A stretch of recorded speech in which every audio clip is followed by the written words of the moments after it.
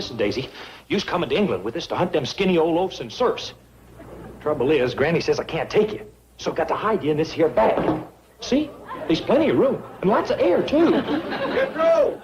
The taxi cab is here to take us to the airport. I'm coming! Okay, Daisy, now hop in, and keep your big mouth shut.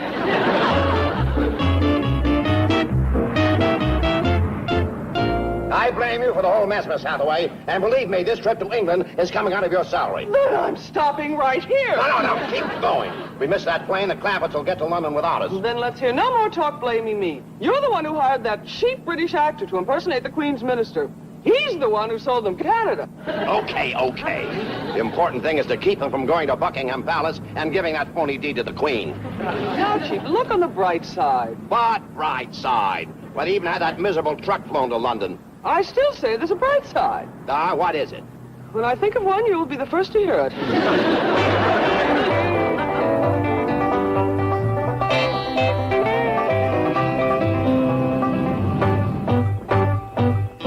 Where's Jethro? Oh, he's coming, Granny. Why ain't he with us? Well, he's just upset because you wouldn't let him bring along Ellie's turkey buzzards to hunt oafs. Well, I aim to do some sleeping betwixt here in England. And at my age, I ain't stretching out and closing my eyes in the same room with no buzzards.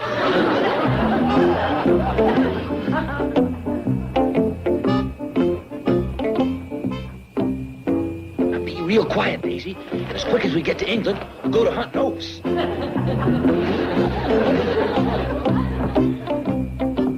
Would you like me to take that for you? Oh, no. She's fine. It's fine. I'll tell you what you can do. You can let us know when we fly over Canada. I'd be happy to. It belongs to us, you know. We bought it yesterday. Bought Canada. Hey, Uncle Jed, this little old gal don't believe that we own Canada. Show her the deed.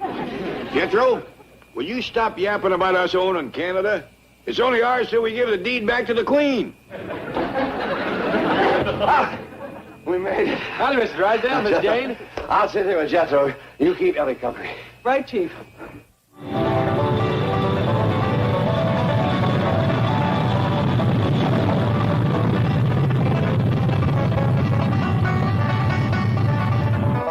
Excuse me.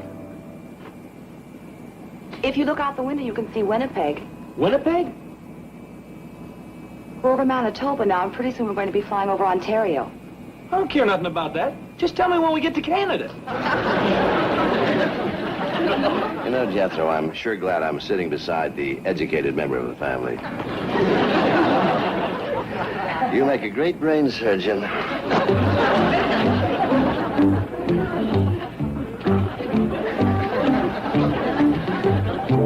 Get hungry. I got some chitlins in my pocket. No thanks. I was talking to my friend in the bag there.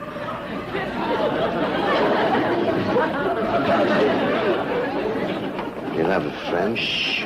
I smuggled her on board. Oh, who is she? Give you 3 guesses. Elizabeth Taylor. Guess again. Give me a hint. Well, she's got a long nose, beady eyes, scaly legs, and 3 toes on each foot. Miss, could I have a tranquilizer? Oh, of course. Your first flight. My last. Beady eyes, scaly legs, 3 toes in each foot. And her first name's Daisy. Oh, she's sitting back there with Mr. Clampett.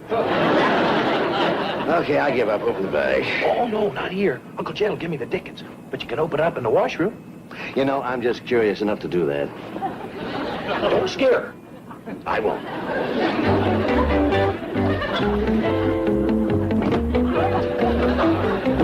I'm sure glad you're going to England with us, Miss Jane. Yeah. And quick as we give the deed to Canada back to the Queen, you can help us fight the War of the Roses. Now, Granny. Excuse me, but I think the War of the Roses has already been fought. No, it was supposed to be fought last year. But Sir Chicken here tucked his tail twixt his legs and run. I said it before, and I'll say it again. I ain't traveling 6,000 miles to scrap with the folks in the next castle. That's the War of the Roses? Yes, ma'am. Jethro started it. No, They started it when they sicked their dogs on Jethro when he run the dragon through their roses. Ready? That'll do.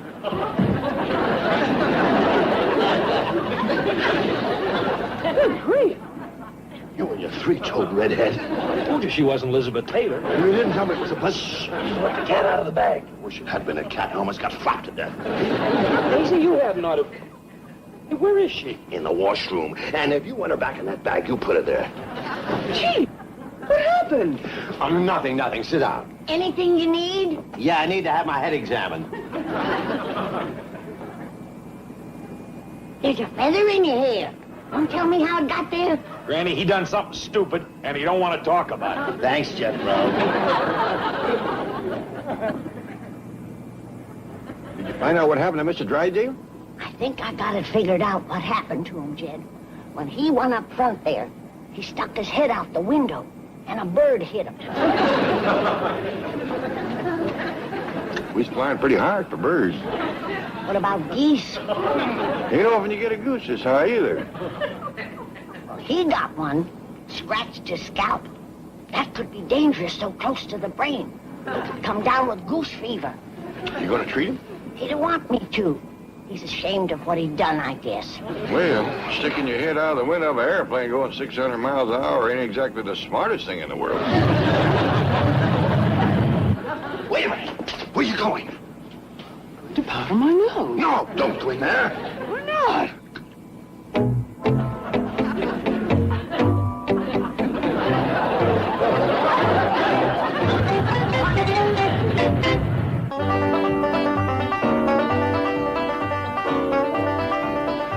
Oh, did the tranquilizer help any, sir? Oh, yes, I feel fine now, thanks. Good, you're welcome.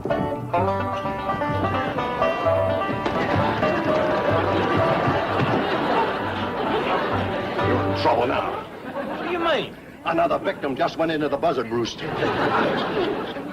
Granny, why do you suppose the chief is acting so strangely? I hate to tell you, Miss Jane, but it's goose fever. Goose fever? He stuck his head out the window up there and got hit by a high-flying goose. It's impossible. It is, huh? Look yonder. Another one's done it.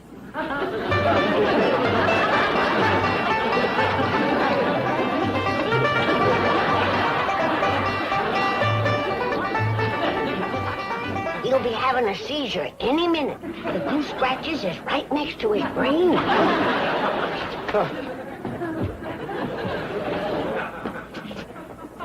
What happened to you, sir? There's a big bird in there. A bird? Yeah, it clawed me, and it flapped me. See? There he goes. I think you're mistaken, sir, but I'll check it out. Don't go in there. They'll get flapped silly with those big wings. All right, sir. I tell you what, why don't you return to your seat and I'll get somebody to investigate it.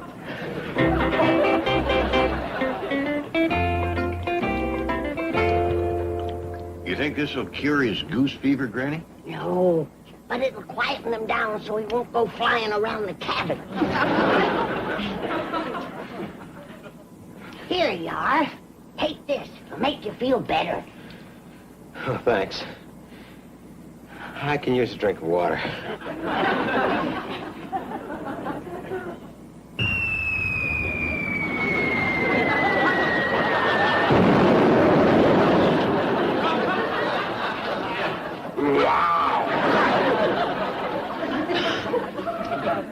What was that? Smoky Mountain Soothing Syrup. Who were you? I'm Mother Goose. Now you just tuck your head under your wing and rest. Okay, she's back in the bag, but she ain't too happy, though. You scared her. I scared her.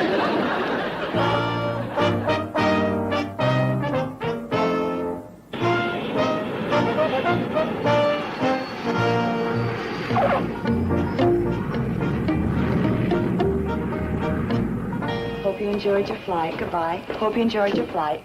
And did you enjoy your flight, sir? Yeah, the plane ride was nice, too. Bye.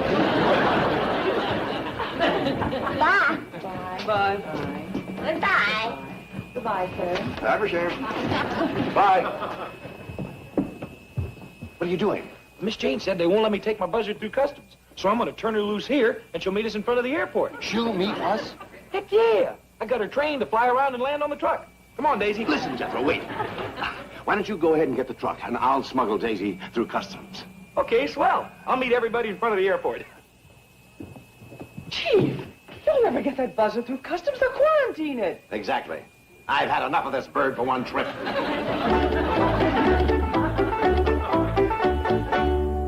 Do you mean someone actually tried to get this repulsive bird through customs? Yes, sir. His name's Drysdale. He's in your office right now with some other rather odd Americans. That's why I stopped you on the plane. I got locked in the washroom with that thing, and it flopped me up one wall and down the other. Mr. Drysdale's having another seizure. Poor man. I've got to help him. Mr. Drysdale, please.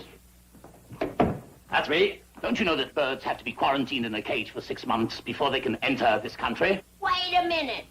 He ain't no bird. He only thinks he is. Granny, I beg your pardon. He's got goose fever. Granny, please. I'm going to help you, Mr. Drysdale. Madam, I was referring to the repulsive creature he brought off the plane. Shame on you. That's his secretary. Anything I can do, Granny? Yes, you can learn this goomer some manners. He wants to put Mr. Drysdale in a cage. And you should have heard what he called Miss Jane. Granny, please let me handle this. Well, that's fine, Mr. Drysdale, but we better be moving along. Wouldn't want to bother the Queen at supper time. You are going to see the Queen? Well, we ain't going to have supper with her. Just want to give her back the deed to Canada. And then we got to get to our castle and commence fighting the War of the Roses. Now, Granny. Did you say the War of the Roses? Have you heard of it? But of course. Every schoolboy has heard of the War of the Roses. You see that, Jed? It's all over England that we run out on the feud. They've even got it in school books. Granny, please let me handle this. You go and lie down. You're burning up with fever, you silly goose.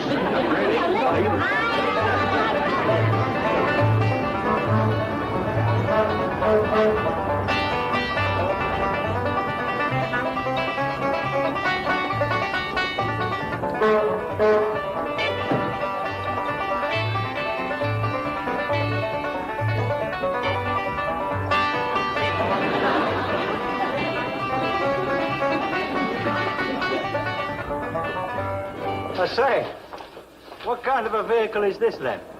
Oh, this here is a Royal Truck and Buzzard Launcher. I'm waiting for the Royal Family. Royal family? Yeah, the Earl of Clampett and his kin. Oh, there's a couple of commoners with him, though. Mr. Drysdale and Miss Jane. Mr. Drysdale? Oh, that's the American gentleman I'm here to chauffeur. Oh. Stop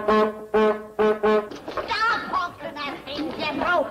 Mr. Drysdale will be honking back. Where is he? He's got something of mine. He's trying to explain goose fever to the inspector. Well, let's head for the palace. Well, what about Mr. Drysdale? He ordered his own car here.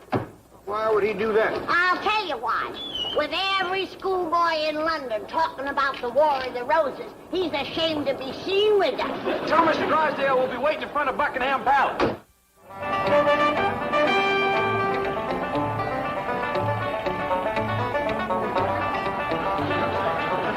Sure am glad we brought the truck to London. It's dandy for sightseeing. Yeah, and we're the sight everybody is seeing. Did you see how folks are staring and pointing at us?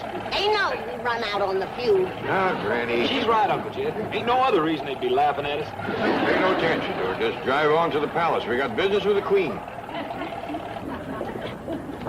Mr. Drysdale? Yes? Now, this is your car, sir. Oh, where are the Hillbillies? If you're referring to the Earl of Clampett and his family, sir, they went off in the Royal Truck.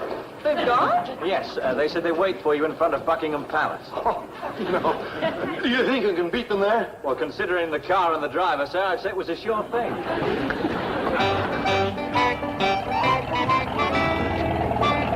Where are we, Jethro?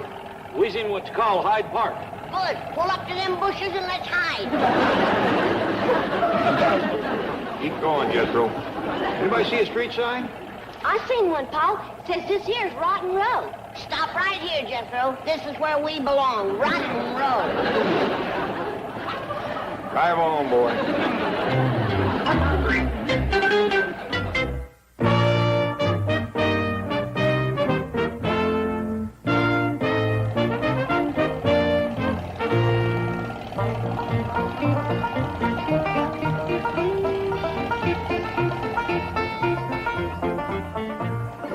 have you been? All over London. Jethro should have told us he didn't know how to get here. Didn't want you to think I was stupid. Oh, no chance of that. Well, let's go in, give the deed to Canada back to the Queen. Now, wait. First, I'll have to arrange an audience. Oh, we don't want to do it in front of folks. I mean the Queen won't see you without an appointment. I knowed it. She's heard of the War of the Roses, too. How soon you reckon she'll see us? Not till we've cleared our name. Let Mr. Drysdale talk. Well, it may take several days. Meantime, why don't we all go to the hotel and have a good night's rest? Follow us, Jethro.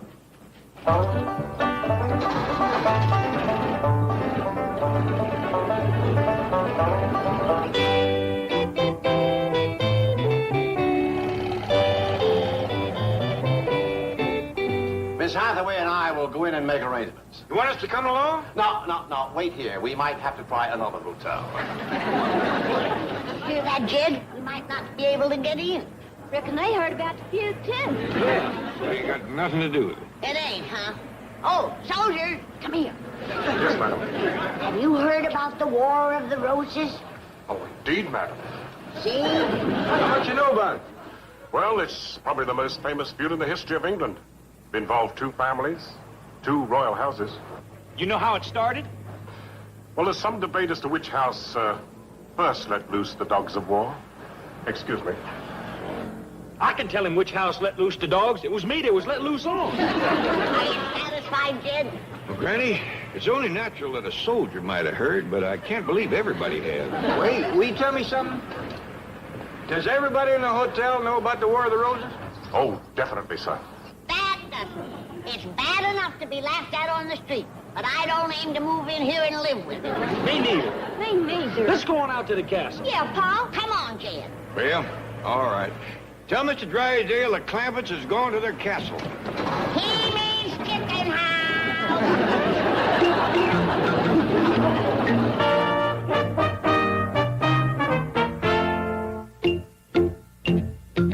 Thank you for alerting us, Mr. Drysdale. Yes, I'll have them phone you, sir. Good day. Tetley? Yes, Mr. Farish. The Clampetts are driving out from London. Assemble the staff in the courtyard. We must give them a royal welcome. At once, Mr. Farish.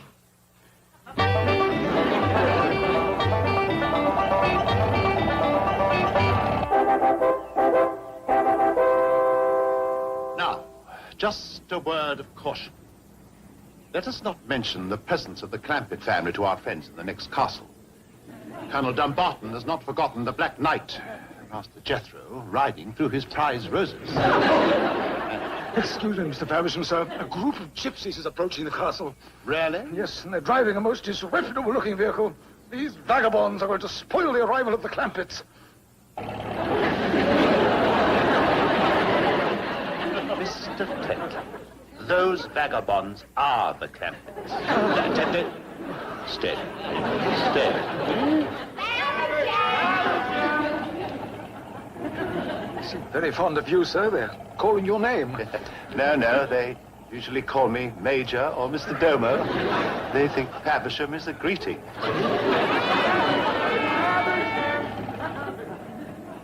Faversham, Mr. Domo. Faversham, sir. And welcome to all of you from all of us. Oh, Mr. Travis, Mr. Drysdale would like you to ring him at the hotel as soon as possible. I'll do that right away. Yes. Jethro, you tote in the bag. Hey, I'm a knight. We got lots of churls for such things. And take care of that. Mr. Tetley, everybody. Mr. Domo, I want to have a word with you. Mr. Domo, Madam? I want to ask you something about them folks in the next castle. Oh, yes, madam. Colonel Dumbarton. He's a colonel. Retired. Of Her Majesty's Indian service. He's an Indian fighter. That's all in the past, madam. Though I must say he likes to run his castle in a military manner. I'm afraid we's in for trouble. Oh, you've nothing to fear from the colonel, madam.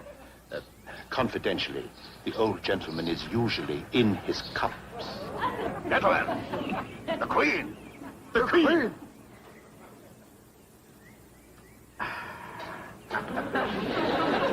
Prepare to fire the sunset gun. Jethro, Ellie Mae. Well, young'uns, I'm afraid we've got our feuding cut out for us. The old fella in the next castle is an Indian fighter. One cups at it. Let's go over and jump him right now. No, Jethro. Let him make the first move.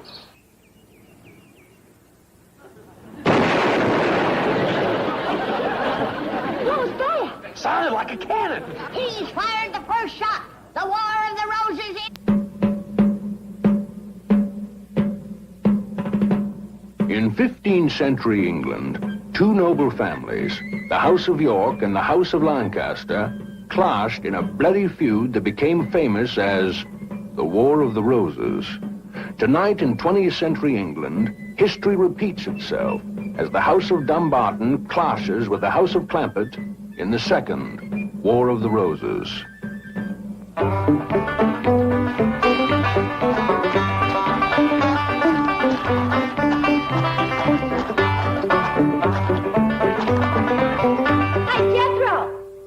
What you want? And you better go talk to Granny before you go charging over to the next castle. I'm only riding over there to fling down a challenge. Then we can commence fighting the War of the Roses. Well, Granny wants to sneak up on us. She don't understand the feudal system. Knights don't sneak. Well, you'd better sneak back, 'cause Granny's gonna find your 10 brunches. Look at me. You want to get yourself a handsome knight and get trothed up and live happy ever after? Well, of course I do. Well, then we gotta fight my way, the feudal way, with honor, bravery, and intelligence.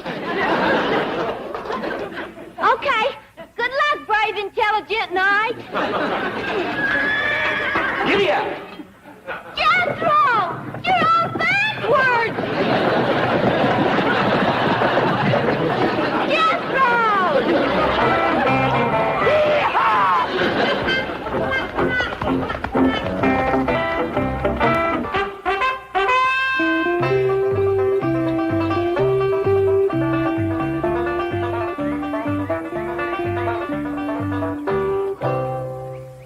Colonel Dumbarton, sir. That Black Knight who rode through your rose garden last year is back. Back? And riding through your rose garden again? Why don't she get bound off? Stop riding through my roses, you clumsy lout. I ain't no lout. I'm Sir Jethro from the next castle. I say, is he sitting on his horse backwards? Yes, sir. A mark of contempt. Be gone, you rotter, or I'll set the dogs on you. Too late. We's challenging you to the War of the Roses. We'll be back with our rabble and pillage you. Giddy up. He's riding back through your roses, sir. Curse you, Black Knight. I accept your challenge. This is war. For me, Mr. Domo? Yes, sir. Mr. Drysdale calling from London. Oh, thank you. Faversham, Mr. Drysdale? You still at the hotel? Yes, Mr. Clampett. And I have some wonderful news for you. It won't be necessary for you to come to London to see the Queen. Well, fine, but, how are you going to give her back the deed to Canada? I got it with me. Now, that's the exciting part. I've been using my influence, contacting all my connections. Come in. And as a result of my superhuman efforts, Queen Elizabeth is coming to Clampett Castle to see you. Oh, no. No, but she don't have to do that. No, she insists. After what you've done for her, she won't have it any other way. It sure is a mighty great honor for us, Mr. Drysdale. Oh, glad to do it. Oh, and by the way, don't spread it around. Security reasons, you know. Yeah. Oh, yes, I'll be with her. Faversham to you. You are a madman. Now, just... Hiring someone to impersonate the Queen's minister in Hollywood is one thing. But no actress in the United Kingdom would consent to Now, impersonate... just hold it right there. You must remember the Clampett family historian is Jethro. He thinks this Elizabeth is still queen.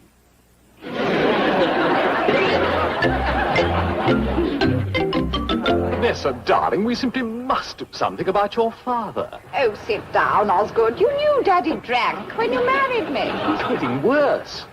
Other people see pink elephants. He sees black knights. That was a year ago. He's seen him again. Claims the fellow rode up this morning and challenged him. Arm yourselves. Take cover. The War of the Roses may begin at any moment. Charge! The War of the Roses? That was 500 years ago. Bien, Vanessa. All right, dear. I'll hide his brandy.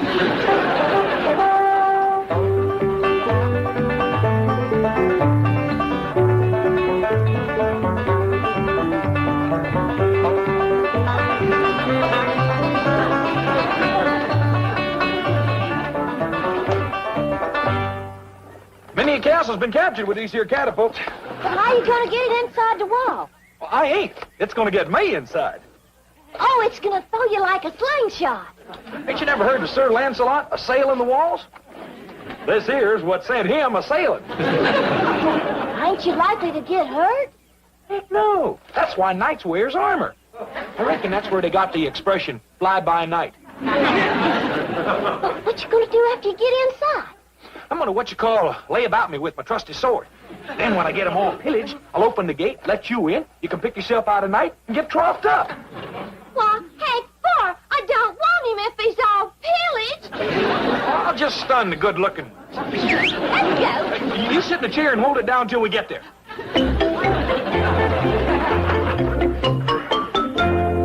Granny! Elevate! Jethro!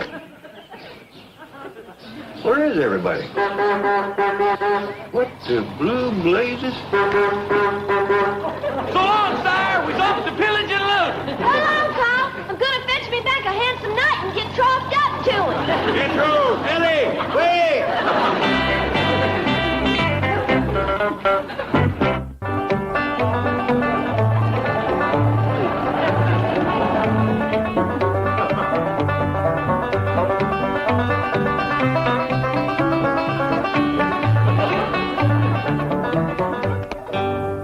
Say, Vanessa, here's some excitement. Fella in Twickenham claims to have seen a speckled-breasted chat. Prepare to repel attackers. The Black Knight is coming. Was it a male or a female chap? Doesn't say. Listen to me, you bird-watching fop. This is war. England expects every man to do his duty.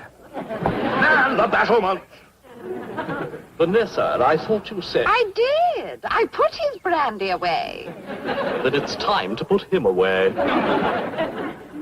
Relax, dear. I have it.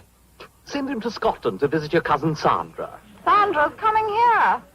There's Emlyn. Oh, drat. Where's my brandy? Man needs to drop before battle. Sit down, Daddy. I told you, the Black Knight's coming. Yes, yes, on his white charger. No, on a black truck. A black truck? Yes, and the blighters captured a fair damsel and has her strapped to a ducking stool. Coming, Vanessa. Yes, dear. We'll be in the solarium. Dosata! If I had you in India, I'd spread you on an anthill. Blasted hippie! Where have they hit my brandy?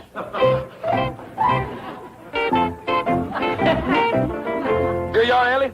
Just cut the rope and away I go. Now remember, don't pillage no handsome knight. I won't. I'll just sack him. That pipsqueak's buried it somewhere. Well, never mind. Look at him sail.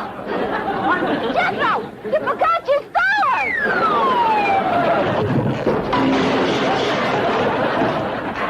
Well, that's what I call a brandy with authority.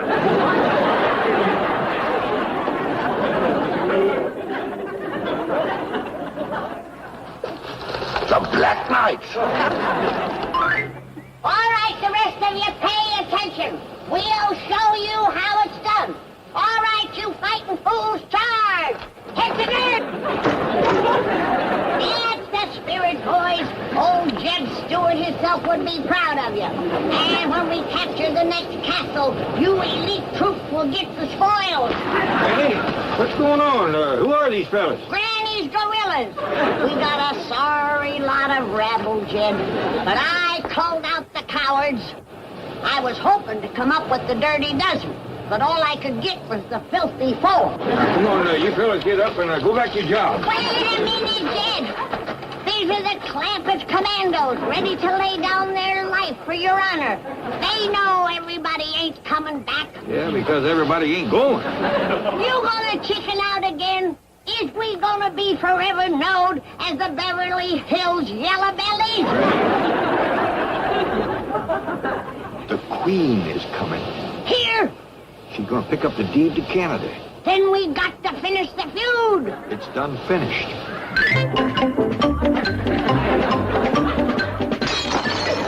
The old boy must have had a fit. Perhaps he just stumbled and fell. Great heavens, what's that? I'm off to the tournament.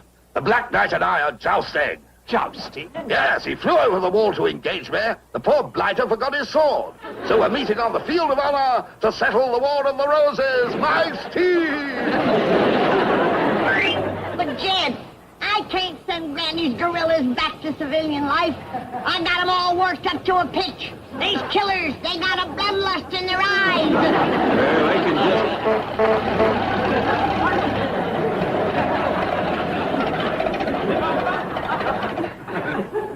Uncle Jed, Granny!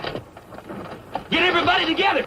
We're gonna have a joust. Oh, you caught one, did you? All he ever thinks about is something to eat. You don't eat it, you fight it. Well, you fight it, you clean it, you cook. Granny, I'm gonna have a joust with the Green Knight. Let him clean it and cook it. I got the War of the Roses to settle. This'll settle it. Jousting is fighting, and the Green Knight is from the next castle. Well, how'd this all come about? Well, I shot Jethro over the wall, and he landed on the Green Knight. So now he's gonna have a joust. You say this'll settle the War of the Roses once and for all? Oh, yes, sir. That's the feudal system. Well, get ready, boy, because yonder he comes.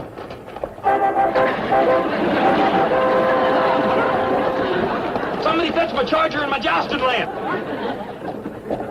Hail to thee, Green Knight. Don't cuss him, boy. Just fight him.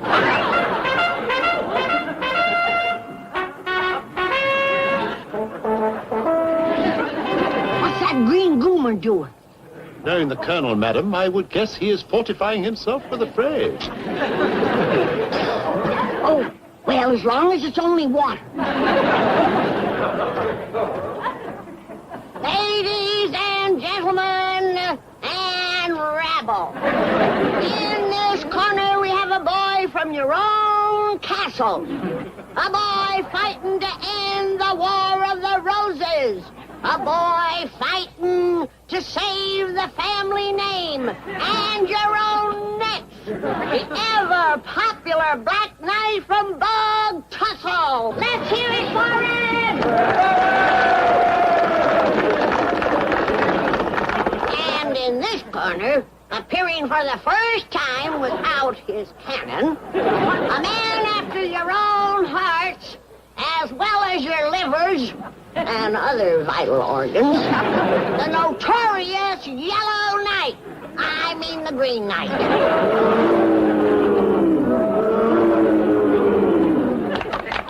All right, let's not overdo it. Take a bow, Greenie. Now, y'all know the rule. No lamping below the belt. And when you get run through, stay down till the count of 8. Now, back up, and when you hear the gong, come out a-galloping.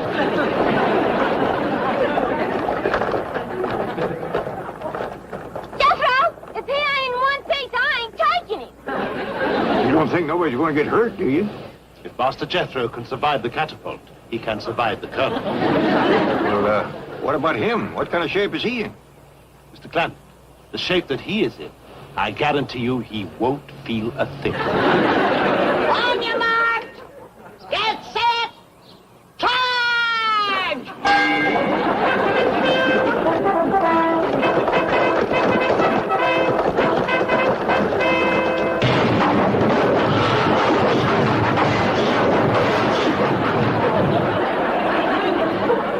They do a lot of that around here? No, sir. Not for hundreds of years. That figures. 1, 2. Get up, Jethro. 3. gonna knock more than the wind out of you. Lie down, Queenie. You're a sick man. You're gonna be sicker than he is. There's a doctor, I'm warning you. Hello, I'm warning you. 9-10. We won the War of the Roses. You all seen it? The winner!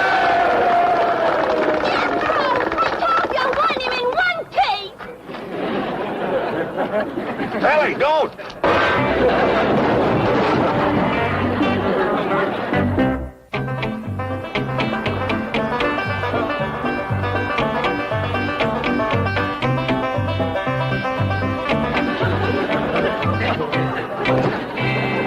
We're in luck. They're all down the garden. Her Majesty's still sulking. Let her sulk. Let's get their throne set up. She says that Elizabethan costume makes her look ridiculous. Listen, Queenie. Think how ridiculous it will make you look in the unemployment line. He's trapped in there. How do you think he is? Jed, if I didn't know better, I'd swear he was fermenting. Jethro, you done pillaged my night. He ain't no shape to trough. I'll get you another one. Ellie, maybe you had better let Jethro get you another one. She can have this one, too. He's the spoils of war. He's already spoiled. Here's some water. I'll bring him around. Yeah. Kid, if this is water, we gotta find the creek it come from.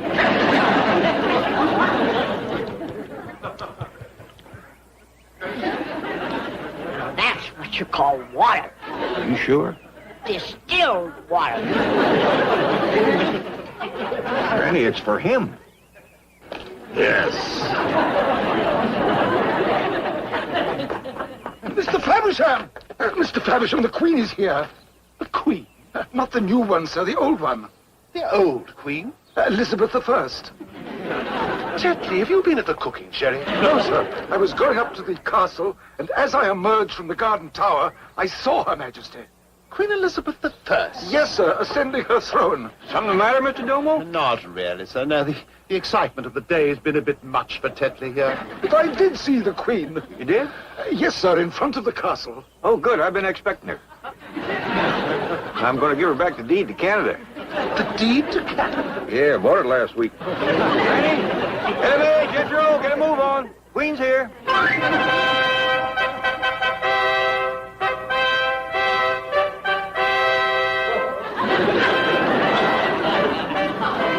What's it all about, mate? Never mind. Pass it on. Mr. Drysdale says there's a quid in it for everybody who keeps his mouth shut. Get the show on the road. Ladies and gentlemen, attention, please. Her Gracious Majesty, Elizabeth I, has seen fit to appoint me as royal spokesman. I'll let all those who have business with the Queen step forward. That's you, Jed.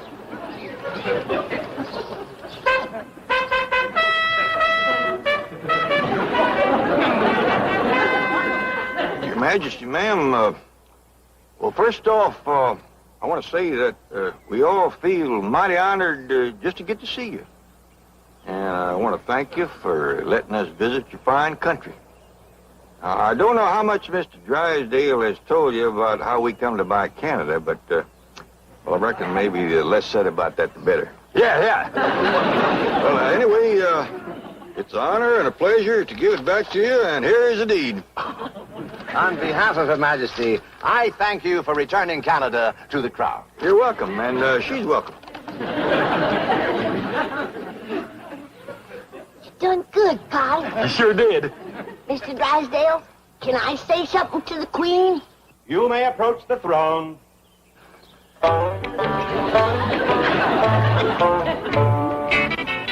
You may speak. Your Majesty, ma'am, I just want to tell you that the War of the Roses is over, and we won it fair and square. Jethro whooped the Green Knight, and we'd appreciate it if you'd tell the folks in London not to laugh and point at us no more. Her Majesty will so instruct her subjects, and your name has been officially cleared. Thank you, ma'am. Thank you, ma'am. Thank you, ma'am. Good thinking, Granny. Could I ask a boon, please, Mr. Drysdale? Oh, all right. Step forward. Your Majesty, ma'am, I'm Sir Jethro de Bodine, except I ain't never been officially drubbed tonight. Would you drub me? Let me have your sword. Kneel. Has anyone seen the Colonel? The Black Knight is being dubbed by Queen Elizabeth I. Oh, come off it.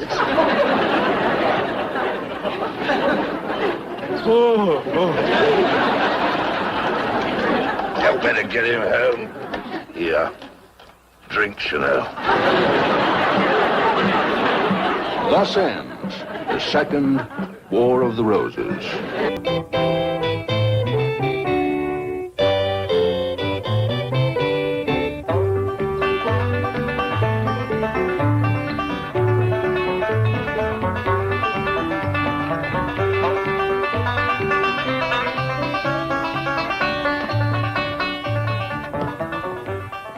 Granny, I've been looking all over for you. You know, now that the War of the Roses is over, I think we ought to go to the next castle and pay a social call on Colonel Dumbarton. This ain't the time, Jed. I got the man under medical treatment. What's wrong with him? He's caught fast in the clutches of demon rum. But with my help, he's quitting cold turkey. You think he can do that? Of course he can. I sent him over a jar of Dr. Daisy's cold turkey tonic. Well, that's a new one on me. Oh, it's a harmless vegetable compound. As long as he don't drop it or light a match close to it. To you, Dr. Daisy. Uncle, are you right? Never felt better. Feel a different man since I gave up drinking. You quit drinking? Yes, thanks to Dr. Daisy's cold turkey tonic. And what's in that tonic? A vegetable compound. Daisy says it's mostly corn. How often do you take it? Oh, as required. Wonderful stuff. You know, whenever I get that deadly craving for another drink, one dose of that and the craving vanishes. What you doing in your damsel in distress outfit? I've been up in that stupid tower hollering, help, save me, like Jethro said. Didn't no knight ride up to rescue you or troth you? Heck no. I don't think they know a damsel in distress when they see one. Well, here's one. I got this whole castle to clean. Now take this and get at it. Where's Jethro? Oh, he's out front setting up his telescope. Telescope? What's he fixing to look at? Well, the castle next door, I reckon.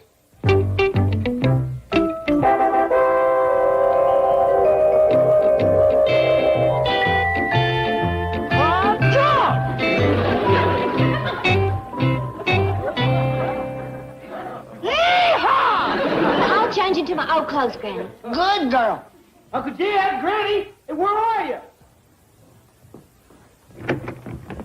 You gotta come outside and look through my telescope. You gotta see what I seen over at the next castle. Oh, just. Uncle, now why don't you come riding with me? No, not while I'm under treatment. Oh, very well. I'll see you both later. Uncle, are you sure about the stuff? Try it, my boy. In that glass, there's all the proof a man could want.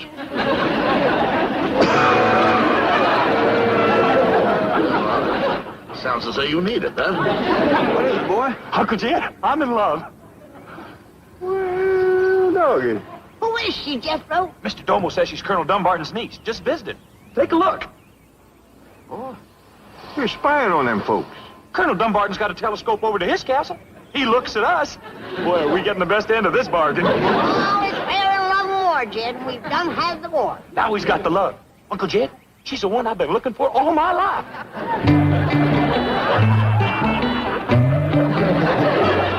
That left Granny speechless.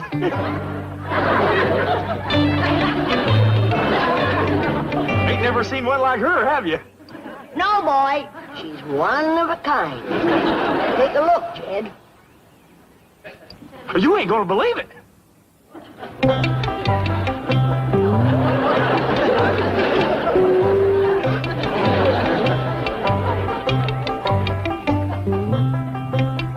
Got some in my eye.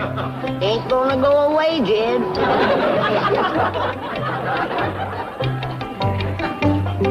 Hard to beat her, huh, Uncle Jed? If I was you, I wouldn't try. Wouldn't that look?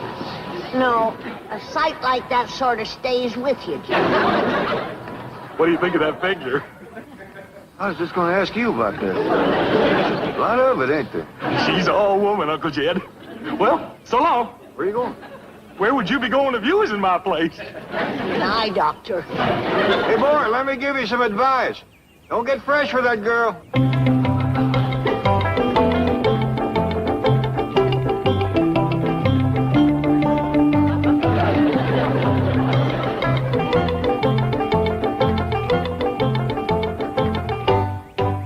You can come out now. I said you can come out now. Who, me? Yes. You're one of the Americans. Yeah. How could you tell? Oh, I've got second sight. Now, let me see. Your name is Jethro. Well, it used to be, and now it's Sir Jethro. You see, Oh, don't tell me. You'll break the spell. I see it all. A castle. A queen. Queen Elizabeth I. She dubbed you Sir Jethro. You has got second sight. Can you tell why I come here? Well, you're my Black Knight. You came here to ask me to marry you. Doggone. You done it again. Will you? Marry you? Why, set me a grease. Boy, wait till Uncle Jed and Granny hear about this. Where you going, Granny? Dr. Granny, this is a professional house call. Where to? The next castle. I'm taking the Colonel another jar of my cold turkey tonic. I thought he'd quit drinking. He did. But that niece of his would drive anybody back to the bottle. Now, I refilled your prescription. Oh, bless you, Dr. Daisy. It's nice to see you so relaxed, Colonel. Has anybody else noticed the change? Your niece, for instance? You see now, have you? Beautiful girl. Ravishing. I think you need glasses. No. I'll drink straight from the jar.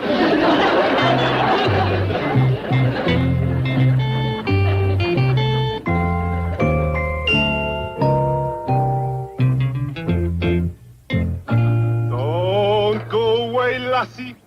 I'm coming a courting, singing and dancing my way into your heart.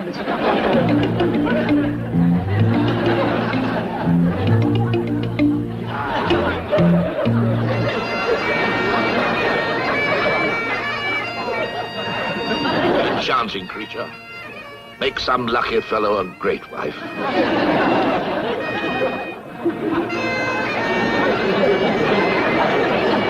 What a mother she'd make.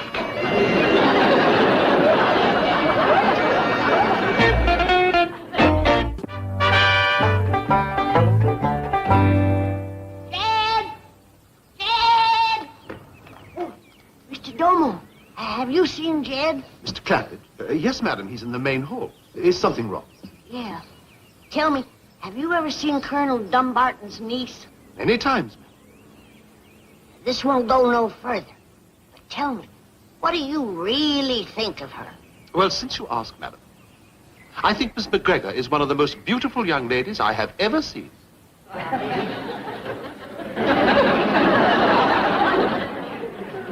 You don't get to town much, do you?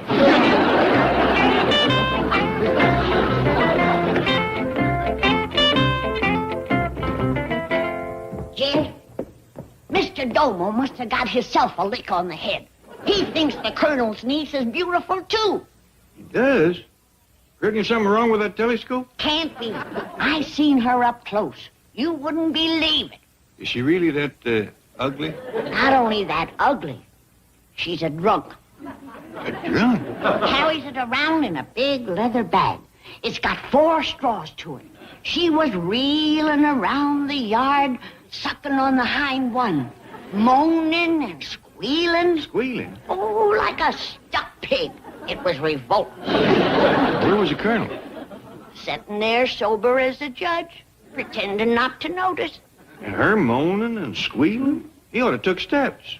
Now, don't badmouth him, Jed. He's the most loyal family man you ever heard of. She was lurching around, swishing her skirts and showing her big hairy legs, and him sitting there telling me what a wonderful mother she'd make. Granny, maybe we ain't got a problem. If Jethro's seen her like that, you know what he's going to say. Yeah, Granny, I'm getting married. You're going to be the best man, and Granny, you're going to be the flower girl. What did he say? I can't repeat it, Jed. Have you seen her, boy? Seen her? I'm going to be a father. A father? Yeah, she said she wants to have 12 children. Oh. We'll name the first girl after you, Granny. Oh, you don't know how that makes me feel, boy. It'll look just like her. You can bounce her on your knee. It's got her going, Uncle Jed. Granny, you ain't losing a grandson. You're just gaining a... Don't say it, boy. When is this all going to take place? She can't wait, Uncle Jed. We're getting married tomorrow in Westminster Abbey. Oh. Never seen Granny so happy. I gotta go tell Ellie. Have you told her uncle? She's gonna tell him. He's gonna give her away. He's got her priced right. But, Uncle, Westminster Abbey, the Queen, 12 children. I was joking. He was joking. So Jethro never jokes. I better get over there. I'll explain it to him when he drops in. The last time he dropped in was from 50 feet up by catapult. Uncle, are you all right? Of course. They're the ones I'm worried about. Breaking it to them won't be easy. Why, at this very moment, they're probably over there singing, dancing, and rejoicing. I think of that poor, sweet, innocent boy, Jethro. It's all my fault, Jed. I didn't beat him enough. Granny. I always wanted his bride to wear my old wedding dress. But on that beast, it'll look like a lampshade. Granny. Jed, you ain't seen her feet. This girl is a great, big, hairy, drunken brute. Granny, if she was a drunken brute, Jethro would have said something. Jed, with this kind, you don't kiss and tell. What's that? It's her!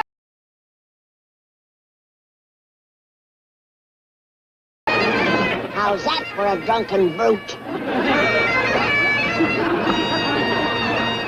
I don't think she's drinking. I think she's playing. Watch her second dad this morning. When you drink like that, you ain't playing. She seems to be fingering the thing. She's priming the pump. She can't suck it up fast enough. What's all that noise? Jed, some stuff makes you whoop, some make you holler. That's squealing whiskey. Done emptied the bag. Wait a minute. Every lassie has his lassie.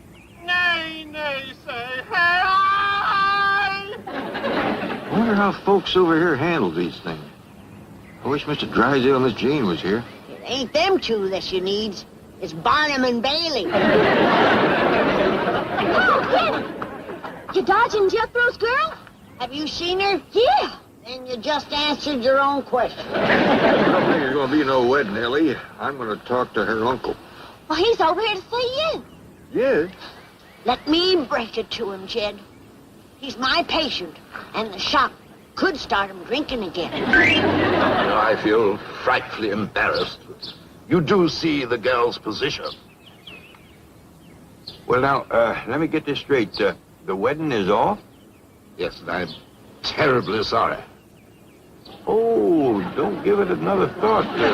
Mighty nice of you to... Now, wait a minute. Is he saying the wedding is off? That's what he said. What he meant was his niece don't want to marry my grandson. That's right. You keep out of this. I'm afraid the girl's a terrible tease. She's a heartbreaker of him. I seen her dancing outside the boy's window, flaunting her charms. You'll have to excuse Granny, Colonel. I'll explain to her you later. She's a little upset. You'll be upset, too, if you was to lose 12 dear little grandchildren with the shake of a hussey's beautiful head. So sorry. And you're gonna be sorry. I'm cutting off your tonic. No. Not that, Daisy. Dr. Daisy to you. No wedding, no tonic.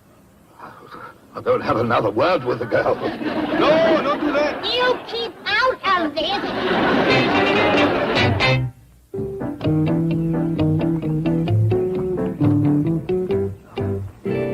In the car again, sir? Now we're moving into the castle here where we can keep an eye on the Clamptons. I can't say I blame you, sir. Well, we sure are glad to see you. Something wrong? No, you're just in time for the wedding. Granny, there ain't gonna be no wedding. And you're just in time for the funeral. Funeral? What's happened? Well, Granny just got her back up. It seems that the Colonel's niece was gonna marry Jethro, but she changed her mind. No, she ain't. Not that sweet, dear little child. Wait till you see her. She's... There she is! That's her? Sweet little child. Homewrecker, you shameless flirt! Granny, stop it! You drunken Jezebel! Granny, that's enough! Put me down! Granny, that's not a girl. You're right. She's a monster. And if the word gets around that she's jilted poor Jethro, there won't nobody have him. But that's a boy. Who ever heard of a boy wearing skirts? The skirt of all... She drinks rye. Granny, that's not a skirt, it's a kilt. The boy is from Scotland, that's how they dress. Granny, think about that for a minute. Don't she look more like a boy than a girl? She looks more like an ape than either one of them. Excuse me, Granny. May I see you, Miss Hathaway? You and your big mouth. We could have sued her for breach of promise. She's a boy. Well, that's fraud. We could have collected twice. Yes. Go unpack, spoiled sport. I wonder why the Colonel didn't tell us his niece was a nephew. He didn't want to make Jethro look stupid. I knowed all along she was a boy. You did. Didn't want to make you look stupid. Well, I guess it's all settled. No, it ain't. What you mean? Somebody's got to break the news to poor Jethro. Yeah, I should have had a talk with that boy a long time ago. Jed, break it to him gently. She's a what? She's a boy, Jethro. There's ways of telling. Well, I know there is. Didn't you see how she was built? Well, sure, didn't you? I should have had that talk with you a long time ago. You sure had on it. This ain't no time for joking. I'm telling you, that girl is a boy. Now, don't give me no argument. Yes, sir, Uncle Jed. She's a boy, all right. Believe me now? Oh, I do. I do. What are you looking at me that way for? Girl, where are you going? Granny, I'm telling you, Uncle Jed's done lost his mind. He thinks she's a boy. Jethro, she is a boy. It's your mind that's lost. My mind? Oh, did you see her? I hid from her. I get it. You're always gaslighting me. You're trying to make me think that I'm crazy. You're after my title. I know that. You all's trying to have me committed. I'm telling the Queen on you. I'm telling her. I'm telling her. Can you save him, Granny? I can, but it'll take a head transplant. Well, where you gonna get another head? Tower of London. They's rolling in them. Sir Jethro? Oh, excuse me. Have you seen Sir Jethro? Who are you? Well, I'm Colonel Dumbarton's niece. His niece? Well, you sure have changed. If Rye'll do that for you, I'm gonna run me off a batch. Excuse me, I don't understand. Well, a minute ago you were a great big hairy goomer lurching and squealing through the garden. Oh, you saw my brother. Your brother? What was that you called him? Harry Goomer. A Harry Goomer. The handsomest man in Tennessee. Granny. Well, who was this? The Colonel's niece. The one with the handsome brother in the garden. Doggy. Boy, it sure is a relief to... it sure is a pleasure to meet you. Wait a minute. She's the one that jilted poor Jethro. Oh, I only did it to save him. Save him? Yes, well, I'm only a commoner, and he's royalty. Well, if he'd married me, the Queen would have cut off his head. Oh, poor darling. Jed, she saved the boy's life. Granny, I think this calls for a celebration.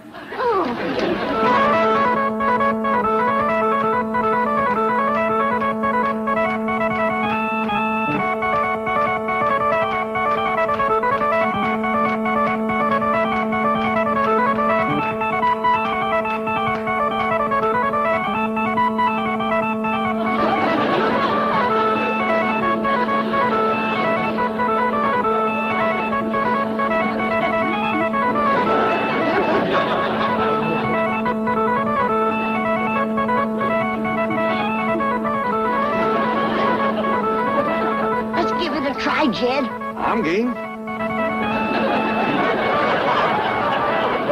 Let's show him. Gonna be a mite breezy.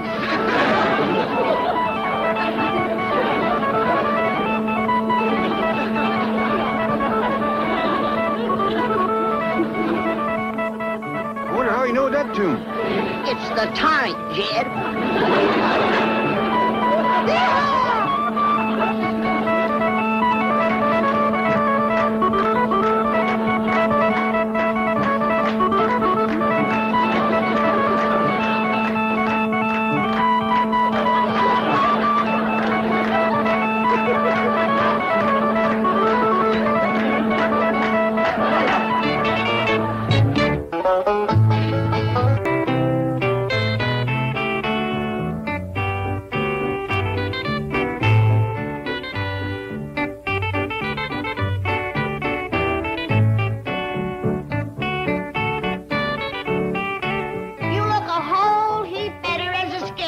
Than you did as a naked statue.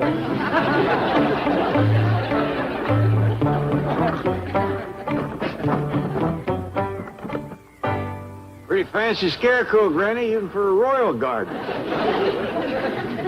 Garden? Ain't nothing to eat. Turn a bunch of hogs in here and they'd starve to death. Granny, I think there's one of them gardens that's just supposed to look pretty. What's prettier? A bed of roses or a patch of black-eyed peas? Okra, whole beans, turnip greens. You know, we ought to send the Queen a man. With some fatback and a little something to wash it down with.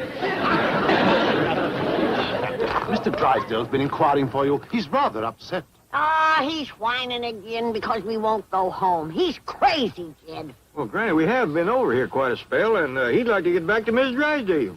I told you he was crazy. All right, tell him we'll go home.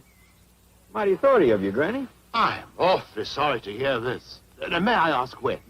When I raise the Queen a mess of greens. Thank you, madam. I'll tell him. But that would take months. We've got to get back. Those idiots in my bank are ruining me.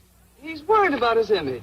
Since he left, there hasn't been a single foreclosure. That's right. My head cashier's getting married. He'll be stealing me blind. Stealing? Well, he'll have to. Two people couldn't live on what I pay him. Can't you leave the Clampetts with us, sir? Leave 80 million... Who said the British don't have a sense of humor? Mr. Drysdale's feelings for the Clampetts are somewhat biblical in nature. Whither they goeth, he goeth. Whither they stayeth, he stayeth. Very touching, madam. But we've so enjoyed the Clampetts. There's so much they haven't seen. They haven't even seen our ghost. Ghost, schmost. Ghost? Oh, yes, sir. Like all English castles, we have one in residence. Well, that changes everything. The Clampetts would never forgive me if I deprived them of the chance of seeing their own ghost. Would they, Miss Hathaway? Especially Granny. She's fond of ghosts? Well, let us say they really send her. Now, tell us all about it. Well, sir, the story of Lady Clementine Clampett is quite a sad. Oh, great, great. Stabbed by a jealous suitor? No, sir. Poisoned by a wicked stepmother? No, sir. Tortured on a rack in a dungeon? No, sir. Kicked by a horse in the stable. What a nothing ghost. I think she sounds absolutely marvelous. What does she do, Mr. Faversham? I understand she wanders about the castle weeping. What is she weeping about? If you had been kicked by a horse, wouldn't you weep? Very good, madam. What do you mean you ain't got none? The best fertilizer you can use. All right, send me over a wagon load of whatever you got. Ah, here you are. I know, so you want to go home. Oh, no. Wild horses couldn't drag me away. He just remembered what his wife looks like. I don't want to miss the big event. Lady Clementine Clampett arrives tonight. Why didn't you tell me you had kinfolks coming? I better go start the company victuals. Oh, wait, Granny. Lady Clementine hasn't eaten in 400 years. 400 years? She'll be hungrier than Jethro. No, Granny, you see, she's a ghost. Well, doggies, how about that, Granny? Yeah. How about that? Mr. Faversham just told me. 400 years ago, this very day, Lady Clementine was married here. But on her wedding night, her bridegroom, Sir Roger, was murdered. Murdered? Stabbed to death in the very bed you're sleeping in. And in her grief, Lady Clementine flung herself from a battlement into the rose garden below. What a mess. And now she comes back looking for who killed her husband. Weeping and wailing, moaning her bloody threats. Oh, if she ever finds that murderer. Who done it? Grandmother. Grandmother? Well, what kind of a grandmother was she? Well, according to Mr. Faversham, she was just about your size, Granny. You know, Jed, I've been awful selfish. Selfish? Keeping this poor man from his beautiful wife. Let's go pack. Now, wait, Granny, you ain't leaving just on account of this ghost. Oh, of course not.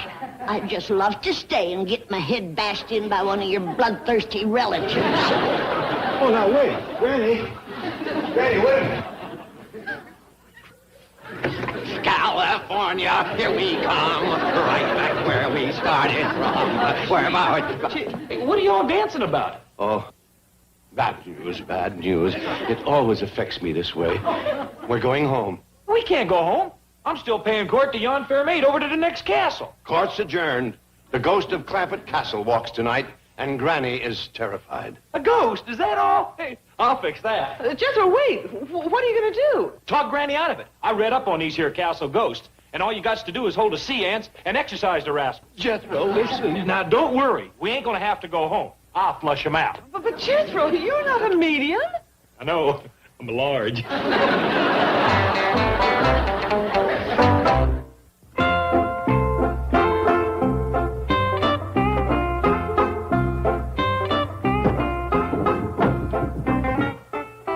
What a family! Murdering grandmother. Bloodthirsty ghost. Ah, it wasn't me, Clementine. It wasn't me. Granny, it's me, Jethro. Don't scare me. Relax, Granny, relax. I'm just going to exercise the ghost. When there's a ghost around here, I'm the one that gets the exercise. Granny, where do you want her? Not in the back, Clementine. What's the jig, Granny? Hey, you're just like your grandmother, sneaking up on folks when their backs is turned. Oh, Granny. Don't deny it, Jed. It was right in this very bed that she stabbed an innocent man sleeping 27 times and cut his throat like it was a hog killing. Sure enough. Granny, that ain't what Mr. Drysdale said. Of course he didn't. He wanted to spare you the shame. You think that Lady Clementine jumped from the battlement? She was shoved. Who shoved her? His switchblade grandmother. Who else? Granny, it ain't the grandmother that's supposed to come back. It's Lady Clementine. She'll be looking for a grandmother, and after 400 years, her eyes ain't gonna be so good. Granny, I can stop her from coming. Just don't try to stop me from leaving. Doggone it. First they laughed at us for running out on the War of the Roses, and now they's gonna laugh at us for running out on a 400-year-old woman. Who's gonna laugh? Your friend the Queen, that's who. Well, she ain't got no ghost after her. She ain't? Every night Ann Boland is rolling her head up and down the halls. The whole palace sounds like a bowling alley. And she ain't gonna laugh, especially when you got me, Sir Jethro, to protect you. She'd drop me herself. Well, maybe she won't hear about it. Are you kidding? This ghost will tell Ann Boleyn. The first thing you know, it'll be all over the palace. How do you exercise a ghost? Well, first you hold what you call a seance. It gets around the table at night. And then you raps on the table for the ghost. Shh. Not so loud. Fine. 6 on the 6:45 flight. Good. Thank you very much. Well, Chief, we're all set. But are the Clampetts all set? We's all set, Mr. Drysdale. We're leaving? No, we're staying. Jethro said he's going to hold a seance to get rid of the ghost for Granny. Oh, but Mr. Clampett, really? You don't think he can get in touch with the ghost? Oh, but Jethro's right at home in the Twilight Zone. I guarantee you he'll contact the ghost. Right, Lady Hat? I mean, Miss Hathaway? Well, you ain't scared of ghosts, Miss Jane. Oh, no, just certain flesh and blood types. Good, good. Well, I'll see you at the seance. You can bet on that. Oh, and Mr. Clampett, why don't you let all the servants have the night off? You know ghosts, they hate crowds. It might help Jethro. Well, that's mighty thoughtful of you, Mr. Drysdale. Did you hear that? Now hear this. I will have no part of this dastardly scheme to frighten Granny. I will not be the ghost. You'll be this ghost, or you'll be a real ghost. It's a long drop from that battlement. You wasn't. Never mind the flattery. You have some shopping to do in town, Lady Clementine.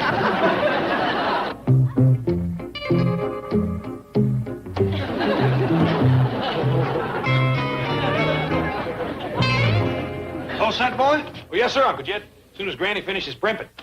Well, Jethro, you're wearing my damsel in distress hat. It's my wizard hat now. Old Merlin used to wear one like this when he was conjuring. What you wearing, Granny? This. Ain't no ghost mistaking me for no 400-year-old grandmother. Granny, you're wearing my mini outfit. If you had rompers, I'd have worn them. Oh, Granny. Hey, where's Mr. Drysdale and Miss Jane? Mr. Drysdale says this ought to be strictly family. They's going to bed. They's gone under the bed.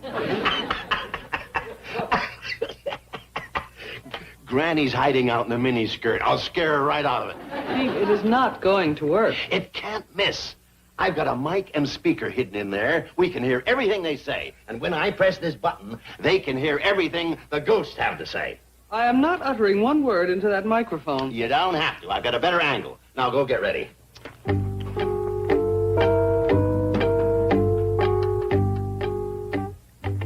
Can I talk to the ghost, Pa? I wouldn't count on it, Ellie. You ready, Granny? Of course I'm ready. Hold it! What's the matter? You didn't count. Boy, what a wizard has got to put up with. 1, 2, 3, go. You didn't say may I. Hey, let the boy get on with it. This is spooky. What do you do now? First, I got to let him know I'm here. Fee, fi, fo, fum. Look out, ghost. Here I come. Jethro, you're going to conjure up a John. Ellie, go on, boy. Now I got to turn on my giant brain and put in my long-distance call. Calling Lady Clementine. Calling Lady Clementine. Hello. It's a man. You booby, you got the wrong number. Hang up. To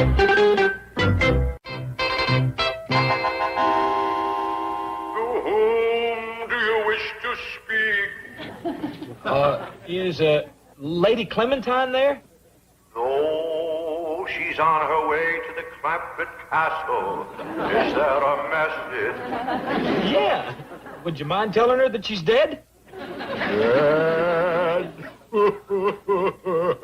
I'm the one who's dead. Who are you? I'm her husband, Sir Roger. Jed, he stirred up a whole nest of them. And who might you be? Me? Oh, I'm just a friend of the family. You yellow belly. The lady I hear, who is she? That's Granny. That's Granny. Oh, the grandmother.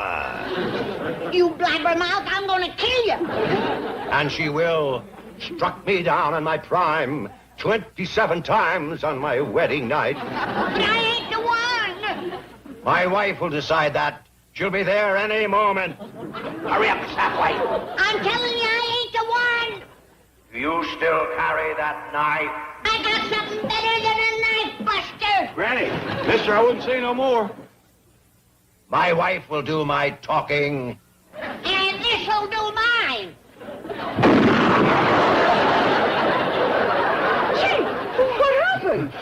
Hey. What exploded? Granny. She has a gun? A cannon. Does it? Come in, Sir Roger. Hello. Sir Jethro D. Bodine calling Sir Roger. Come in, Sir Roger. Yeah, come on in. I'll give you another helping of rock salt and bacon rind. How could you make her put that thing down? Lady Clementine will be coming through that door in a second now.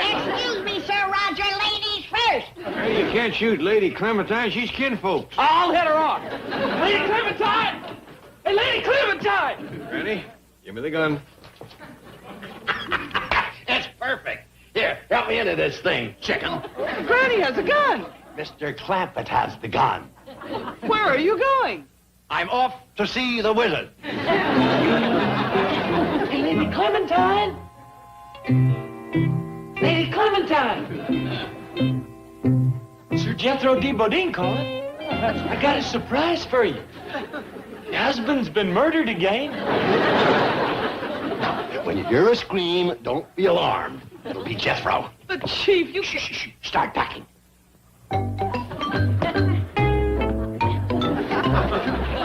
Now, Granny, I've gone along with you and Jethro on this ghost business, but this has gone too far. Now, will you please give me the gun? Look! It's Lady Clementine. She's after my baby!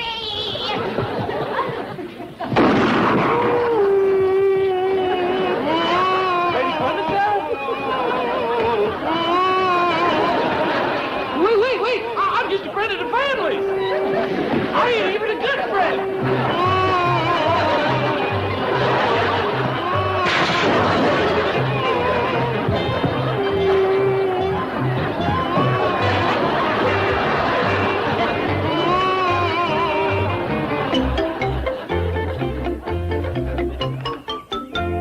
We're so sorry you have to go, madam. Got to. The boy's scared to death of ghosts. Mr. Drysdale said... He's worse than Jethro. The same ghost scared them both out of the castle last night. Scared Mr. Drysdale so he run right through the rose bushes. Tore the seat clean out of his pants. See? Well, we do hope you'll all come back again very soon. I'll be back. Going in a new business. Granny's ghost eradicator. Relatives a specialty. Hey, you and that gun of yours is the main reason we's leaving. I ain't got no 6th grade education, but I speak the language a ghost understands. Come on, Granny. Lady Clementine ain't gonna get you. Have here, everybody.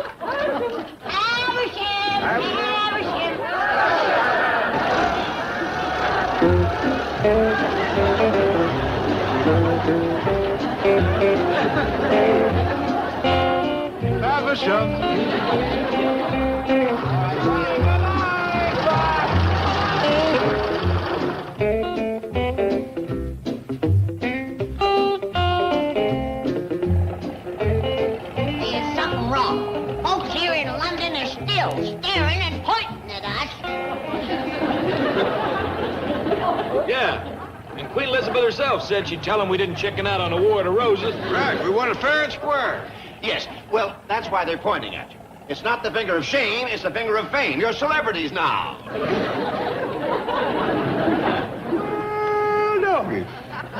Oh?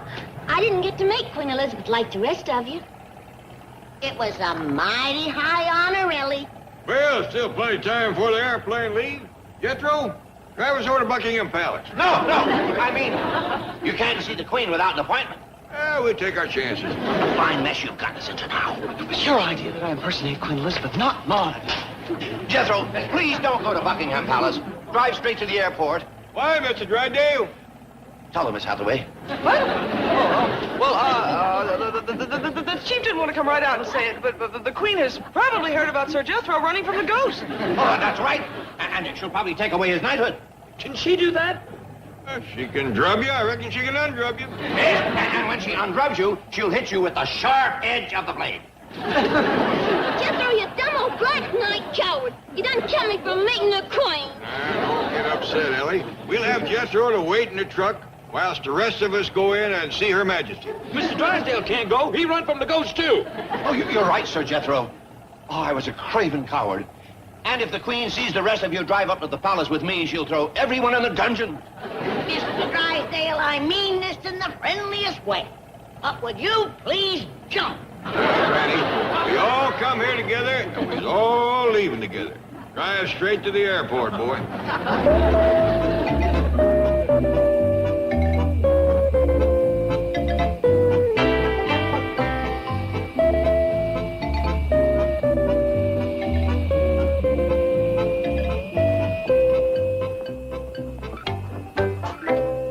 Let me sit on the outside, Jed, so I can look after Mr. Drysdale. He's still powerful shook up from that spook. Yeah, he does seem to be mighty edgy. Can't seem to sit still.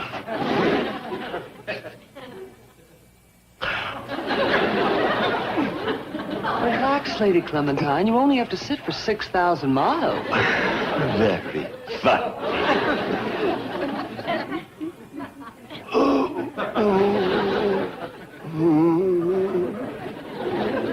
What's the matter, Mr. Drysdale? You still got briars in your breeches from the rose bushes? You think you got trouble sitting? Think of Lady Clementine. She's gonna be eating off the mantle from now till next Christmas.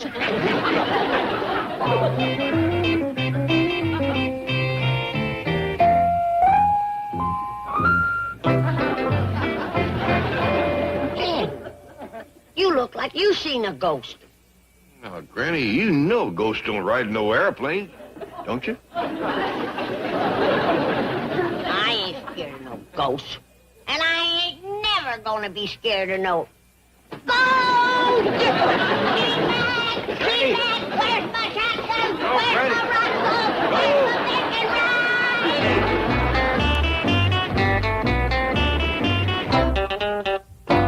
The journey to England begins in a wonderfully characteristic state of clamp confusion, with the family treating an international adventure as though it were simply another household errand that has become slightly more complicated.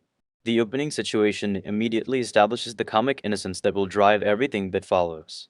Daisy, the troublesome bird, has become an unexpected problem, and the family must find a way to conceal her while preparing to leave for the airport. The dialogue has the loose, conversational rhythm that makes the Clampetts so distinctive. Their speech moves naturally from practical concerns to impossible assumptions, creating humor not through sophistication but through absolute sincerity. Even before the airplane appears, the family's determination to solve every problem in their own homespun manner makes the coming trip feel wonderfully unpredictable. The preparations surrounding Daisy reveal how completely the Clampetts accept their own logic. The bird is not treated as an ordinary pet who might simply be left behind. Instead, the family immediately begins considering hiding her in a bed and smuggling her along. The suggestion that there is plenty of room and air inside the bed is funny precisely because the speaker approaches the idea with complete seriousness. Nothing in the conversation suggests that the family recognizes how absurd the plan sounds to an outsider. This is one of the central strengths of the comedy. The audience understands the practical impossibility, while the characters remain convinced that they are behaving sensibly. The situation also creates an immediate physical comedy opportunity, because Daisy's presence is already threatening to turn an ordinary departure into a secret operation. Miss Hathaway becomes an important comic counterpoint as the confusion surrounding the trip intensifies. The blame begins to move from one person to another, with accusations involving the decision to travel the suspicious British actor and the extraordinary claim that the family has somehow acquired Canada. The dialogue turns international travel into a chain of personal grievances, and the contrast between the enormous scale of the situation and the family's casual manner is particularly amusing. The idea that Canada has been purchased and must now be returned to the Queen is accepted within the conversation as a practical responsibility rather than an outrageous misunderstanding.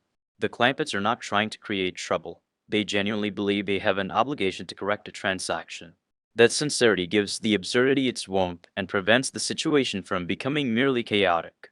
The family's excitement about seeing Canada from the airplane window further demonstrates their literal-minded enthusiasm. They're eager to know exactly when the plane will pass over the country they believe now belongs to them, and the surrounding conversation treats the geographical impossibility with charming confidence. The joke works because the characters do not pause to question their own assumptions. Instead, they become excited about the prospect of looking down upon their new possession from the air.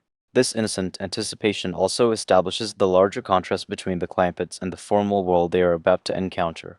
To them, a country can apparently be purchased, a royal deed can be returned, and a visit to England can be managed through straightforward common sense. Their worldview is uncomplicated, but within the comic universe of the family, the simplicity possesses its own consistency. The airplane itself becomes an extension of the Clampetts' peculiar domestic world. Rather than behaving like conventional travelers, they bring their familiar habits, misunderstandings, and creatures with them. The conversation about the mysterious passenger hidden in a bag gradually reveals the presence of Daisy, whose physical characteristics are described in a way that makes her sound like an exotic and alarming creature. The attempt to identify her through clues about a long nose, beady eyes, scaly legs, and 3 toes produces a playful rhythm of guessing and correction. The humor depends heavily on timing. Each description encourages the listener toward an increasingly ridiculous conclusion before the final revelation makes the whole exchange even more absurd. Daisy is not merely a prop but a source of escalating inconvenience whose presence threatens the family's carefully improvised travel plans.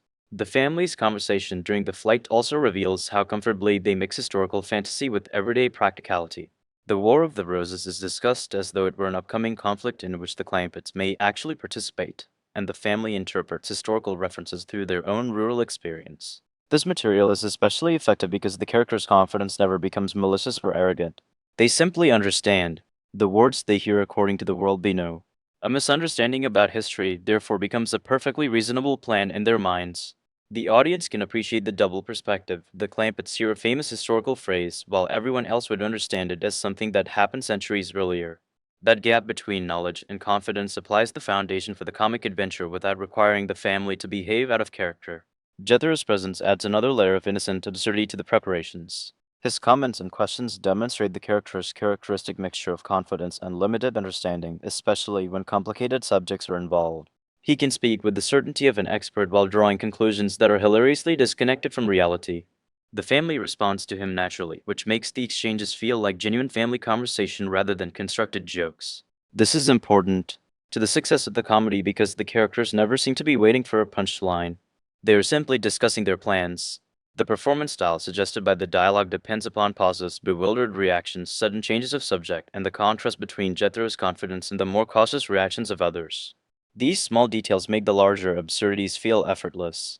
The travel preparations also establish the affectionate relationship between the family and Miss Jane, whose attempts to maintain some degree of order are repeatedly overwhelmed by the Clampetts' unconventional plans. Her more educated and practical perspective provides the audience with an alternative reaction to the family's behavior, yet she remains caught inside their world. The contrast is especially useful because it allows the audience to recognize how extraordinary the situation is without requiring the Clampetts themselves to recognize it. The family's casual discussion of England, Canada, royal officials, and birds creates a comic collision between international affairs and ordinary family conversation. Their upcoming trip is therefore already more than a journey. It has become an extension of the Clampett household, complete with improvised solutions, misunderstandings, stubborn confidence, and the expectation that everything will somehow work out. The most revealing quality of these preparations is the family's complete lack of embarrassment about their unusual plans. Even the idea of smuggling Daisy onto the airplane is approached with practical determination.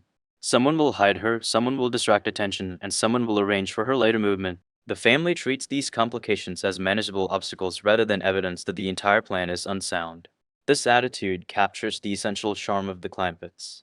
Their wealth may have transported them far beyond their original home, but it has not changed the basic way they think. They remain resourceful, loyal, direct, and confident in their ability to solve problems. The comedy grows from placing those qualities inside increasingly sophisticated surroundings. As the family prepares to leave, the audience can already sense that England will not remain a normal tourist destination for very long. With the airport waiting and the family finally moving toward the airplane, the opening situation reaches its natural point of transition. The Clampetts have managed to turn a simple trip into a complicated expedition involving Daisy, Canada, royal obligations, and historical misunderstandings, yet they remain remarkably cheerful about the entire undertaking. The preparations have established the family's innocence, their confidence, and their instinctive tendency to solve extraordinary problems with ordinary country logic.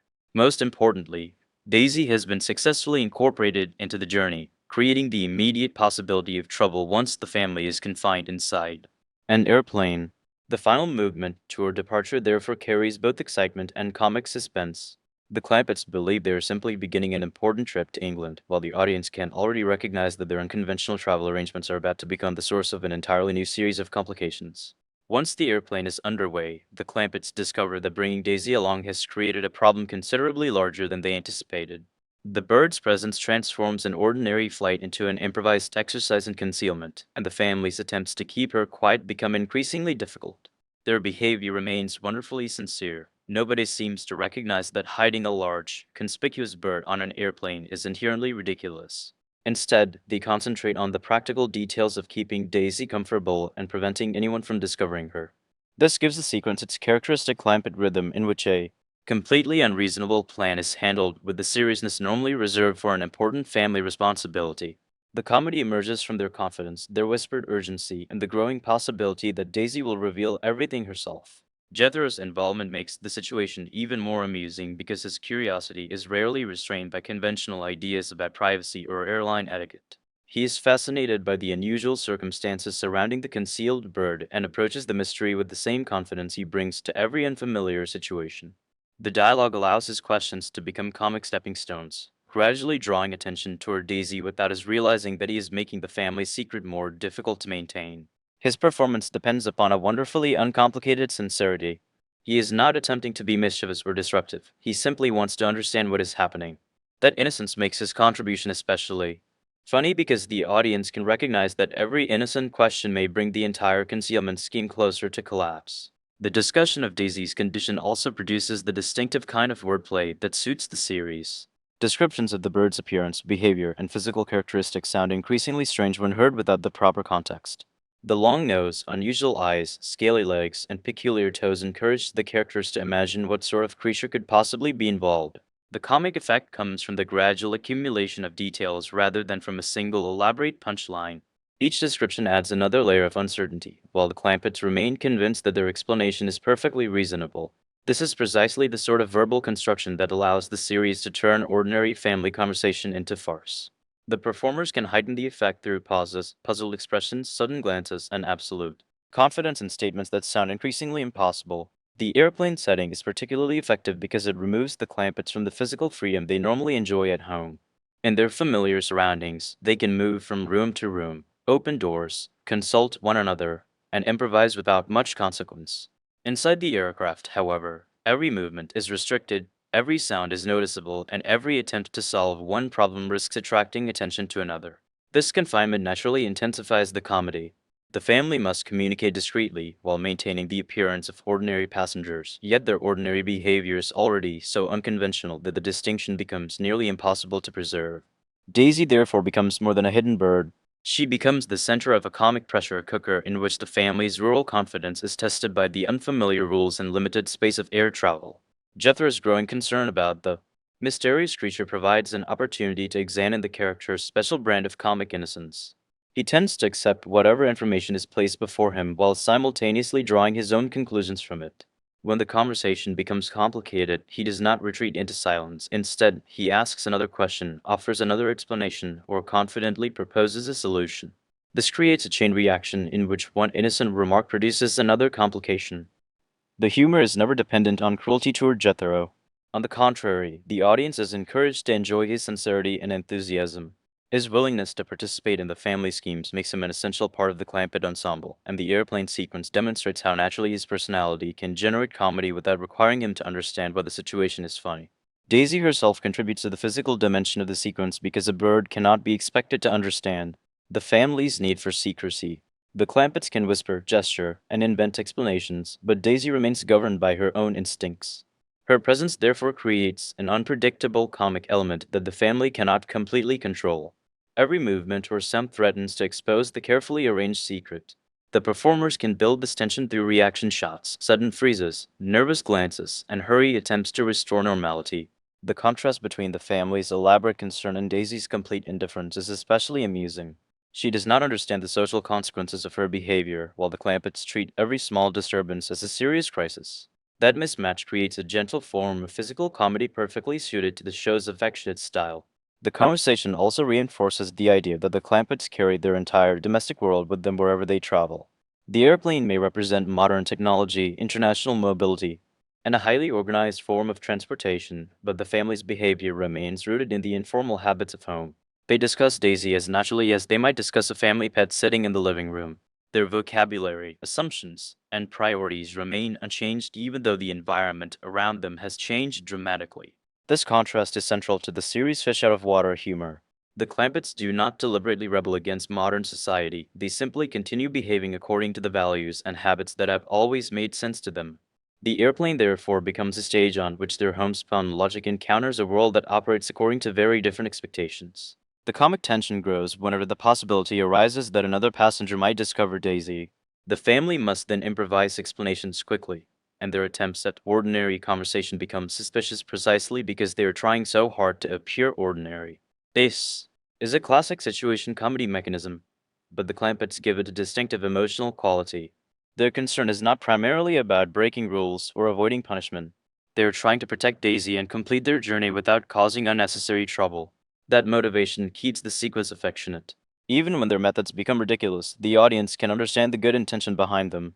The result is a form of farce built upon kindness, where the characters' desire to do the right thing repeatedly leads them toward increasingly complicated behavior. As the airplane continues its journey, the family's attempts to manage Daisy become increasingly difficult to separate from their excitement about England.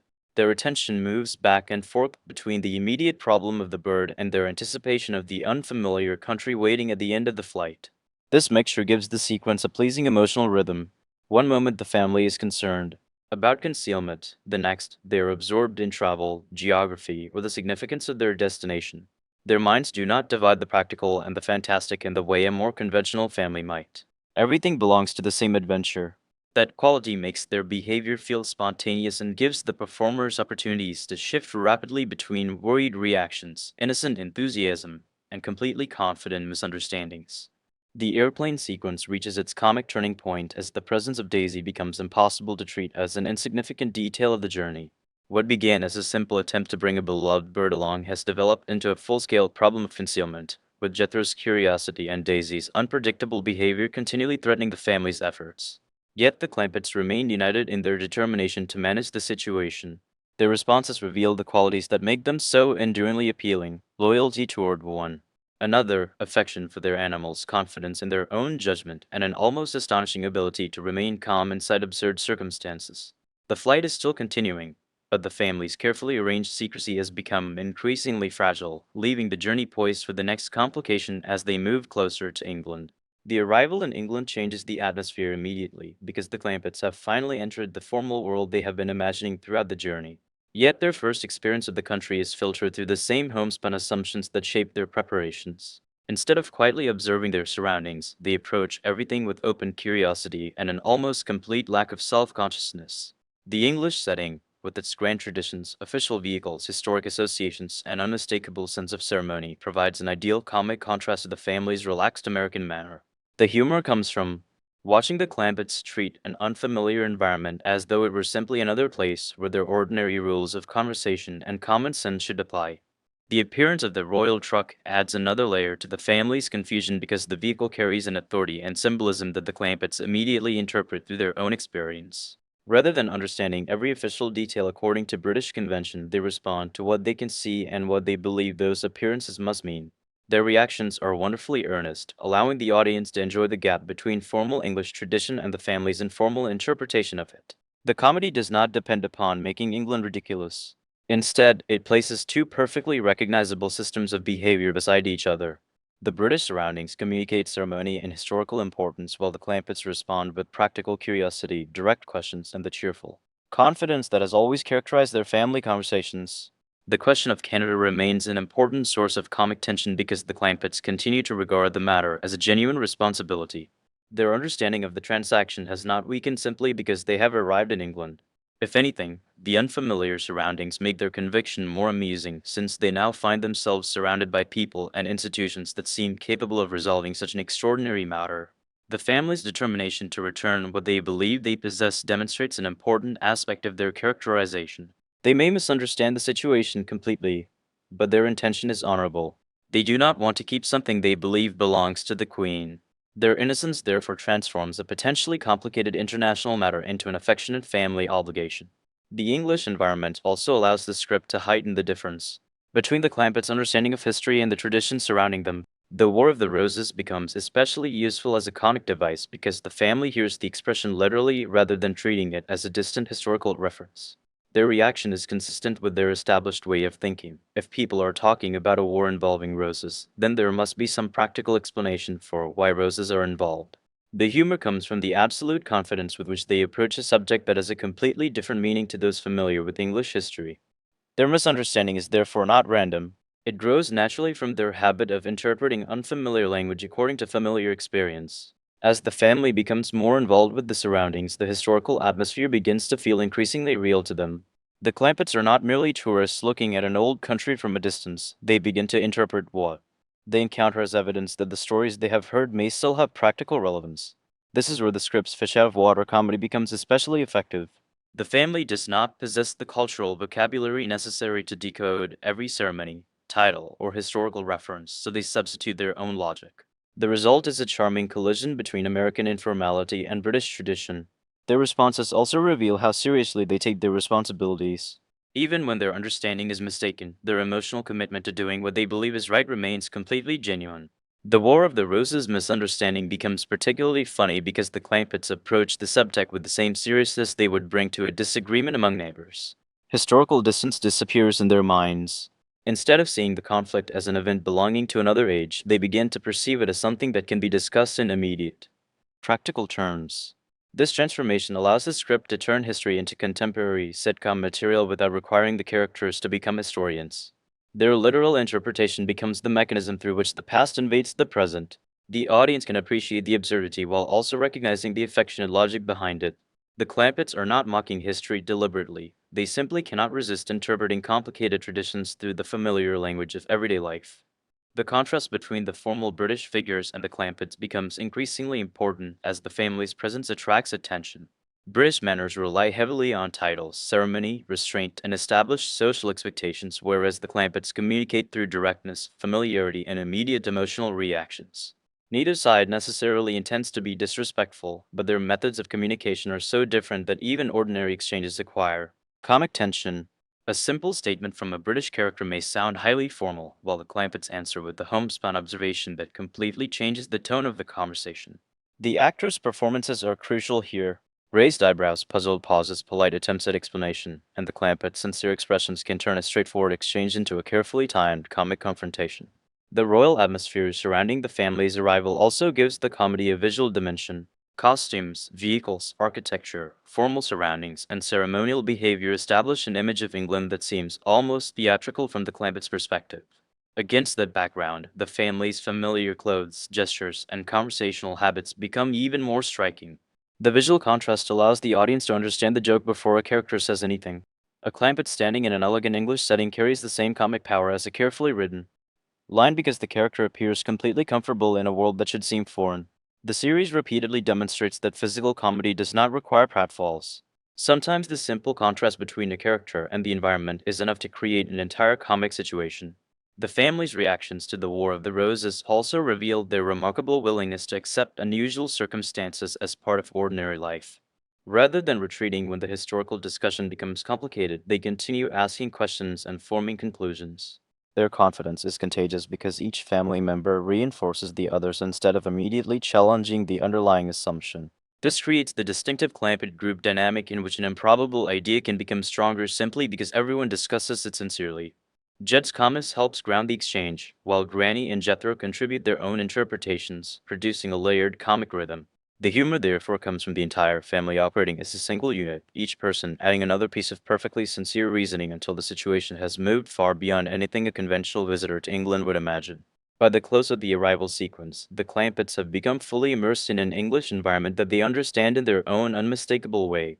Canada remains a matter of personal responsibility. Royal authority carries enormous importance in their minds, and the War of the Roses has acquired an immediacy that makes the family situation increasingly extraordinary. Yet the comedy remains warm because the Clampetts have not changed. They remain curious, loyal, trusting, and completely convinced that common sense will guide them through unfamiliar circumstances. The English setting has simply magnified those qualities. Their arrival has therefore established the central comic contrast between a sophisticated historical world and a family whose sincerity allows them to walk directly into it without realizing how unusual their behavior appears. The Clampett family's growing involvement with the War of the Roses becomes a perfect demonstration of how their innocent misunderstandings can transform an ordinary social encounter into an elaborate comic confrontation. Colonel Dumbarton represents a world of English tradition, historical pride, and aristocratic formality, while the Clampetts approach the situation with the directness of people who are accustomed to settling disagreements through practical conversation. The resulting contrast gives the sequence its distinctive energy. Neither side necessarily intends to create a spectacle, yet their assumptions are so different that every exchange seems to push them farther apart. The Colonel's seriousness makes the family's reactions even funnier, because the Clampetts cannot understand why an apparently simple matter should require such elaborate ceremony. Colonel Dumbarton functions especially well as a comic foil because he possesses precisely the kind of dignity that the Clampetts unintentionally undermine. His attachment to the traditions surrounding his castle and the historical conflict gives the situation an importance that the family does not fully comprehend. The Clampetts, meanwhile, respond to the Colonel as though he were simply another neighbor involved in an unusually complicated disagreement. This difference in scale is essential to the humor. For Dumbarton, the matter carries the weight of family history and aristocratic identity. For the Clampetts, it is something that can presumably be discussed, explained, and settled. The performances become funniest when formal British restraint meets the family's open expressions, plain speech, and complete confidence in their own interpretation. The idea of a second War of the Roses becomes increasingly absurd because the Clampetts begin treating the historical reference as something that can be recreated in their immediate surroundings. The script cleverly allows the characters' misunderstanding to generate its own reality. Once the family accepts the premise, they naturally begin considering the practical details of conflict, property, loyalty, and participation. Their willingness to engage with the situation is what makes the comedy escalate. Instead of standing at a safe distance and observing an eccentric English tradition, they become active participants in it. The Clampetts' behavior remains faithful to their personalities because they are simply doing what they believe is necessary. Their sincerity makes the medieval imagery funnier rather than less believable. Jethro's role in the unfolding rivalry adds a particularly physical dimension to the comedy. His confidence allows him to approach the medieval atmosphere with the enthusiasm of someone who has suddenly discovered a new field in which he believes he can excel. He does not possess the historical knowledge or practical experience required for such an undertaking, but that does not prevent him from becoming deeply involved. The character's physical presence is therefore crucial. His gestures, posture, reactions, and willingness to attempt unfamiliar activities provide opportunities for visual humor that complement the verbal misunderstandings. The audience can anticipate that Jethro's enthusiasm will create trouble, yet his sincerity prevents the sequence from feeling mean-spirited. He genuinely wants to help and to prove himself useful. The conflict also gives Jed Clampett an opportunity to display the common sense that distinguishes him from the more impulsive members of the family. Jed often seems capable of recognizing that something is unusual even when he does not possess all the information necessary to understand it. His reactions provide a quiet center amid the escalating confusion. This balance is important because without Jed's grounded presence, the family's behavior could become merely chaotic. Instead, the audience sees a family with different temperaments working together. Granny reacts with forceful certainty, Jethro rushes toward adventure, and Jed attempts to keep everyone reasonable. Their contrasting reactions create a layered comic rhythm in which each character responds to the same absurd circumstance according to a recognizable personality. Granny's attitude toward the developing conflict is particularly valuable because she approaches unfamiliar traditions with the same fearless certainty she brings to every other problem. Historical pageantry does not intimidate her. If anything, the elaborate setting seems to encourage her to become even more determined. Her directness clashes beautifully with the Colonel's formal manner, creating moments in which the social rules of the English household appear almost powerless against her practical confidence. The comedy depends on the fact that Granny does not believe she is being outrageous. She simply sees herself as responding appropriately to a difficult situation. That sincerity gives her reactions their strength and makes her one of the most reliable sources of energy as the confrontation develops. The visual possibilities of the castle rivalry further strengthen the sequence. Medieval architecture, costumes, weapons, and ceremonial surroundings provide an elaborate backdrop for characters whose behavior remains unmistakably modern and homespun. The contrast itself becomes a running joke. A clampet standing in a historic English environment can look like an accidental visitor from another world, yet the family quickly behaves as though the surroundings belong to them. Their lack of hesitation is crucial. Instead of admiring the castle from a respectful distance, they begin engaging with its history and equipment with practical enthusiasm. This allows physical comedy and cultural satire to operate simultaneously, turning the impressive setting into a playground for the family's literal interpretations. The conflict becomes more elaborate as the language of historical warfare begins to influence the family's ordinary conversation. Terms associated with knights, castles, battles, and ancient rivalries acquire immediate practical meaning in the Clampetts' minds. Their tendency to take words literally is once again the engine of the comedy. A sophisticated historical reference is transformed into something concrete that must be addressed. The audience understands the difference while the Clampetts remain committed to their own interpretation. This creates dramatic irony without requiring anyone to deceive anyone else. The humor lies in watching characters who are completely sincere construct an increasingly complicated situation from a misunderstanding that could have been resolved much more easily by someone with a different cultural background. The Clampetts' participation in the rivalry also reflects the series' affectionate treatment of class and social status. The family possesses extraordinary wealth, yet they remain emotionally disconnected from the aristocratic assumptions surrounding the castle. They are not impressed in the conventional way by titles or inherited prestige. They may respect the colonel, but they continue speaking to him according to their own direct social instincts. This creates a gentle satire of hierarchy. The comedy does not simply ridicule British aristocracy or American rural life, it places the two systems beside each other and allows their incompatibility to generate laughter. The Clampetts' wealth has not taught them aristocratic behavior, and the colonel's status has not taught him how to interpret the family's peculiar but sincere logic. As the confrontation moves through the more active stage of the castle rivalry, the Clampetts are increasingly committed to the idea that the situation must be handled according to the rules they believe they have discovered. Colonel Dumbarton's formality and the family's determination now point toward an encounter in which historical imagination and present-day behavior will collide directly. The comedy has therefore moved beyond a simple misunderstanding into a fully developed comic conflict, while the characters remain emotionally consistent. Jed continues trying to maintain reason, Granny remains fearless, and Jethro approaches the adventure with enthusiastic confidence. The elegant English setting is now ready to become the arena for their most physical interpretation of history, with the family prepared to face whatever medieval challenge they believe stands before them. The medieval atmosphere now becomes an active source of physical comedy as the Clampetts move from simply misunderstanding the War of the Roses to behaving as though they have been transported directly into the conflict itself. The castle grounds, historical equipment, and formal surroundings provide an extraordinary contrast with the family's practical American manner. Jethro, in particular, seems fascinated by the possibility of becoming involved in the action, approaching the medieval setting with the confidence of someone who believes that enthusiasm may be enough to make him an expert. The comedy works because his excitement is genuine.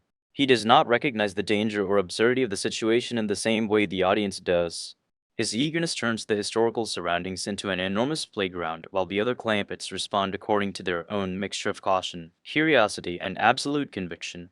The appearance of the Black Knight gives the family's misunderstanding a striking visual form. A figure dressed in the traditional imagery of medieval warfare would ordinarily inspire respect, caution, or at least bewilderment, but the Clampetts interpret the spectacle through their own straightforward logic.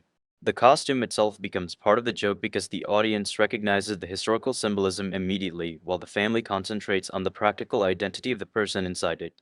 Jethro's reaction is particularly revealing since he is attracted to the adventure rather than frightened away by the elaborate appearance.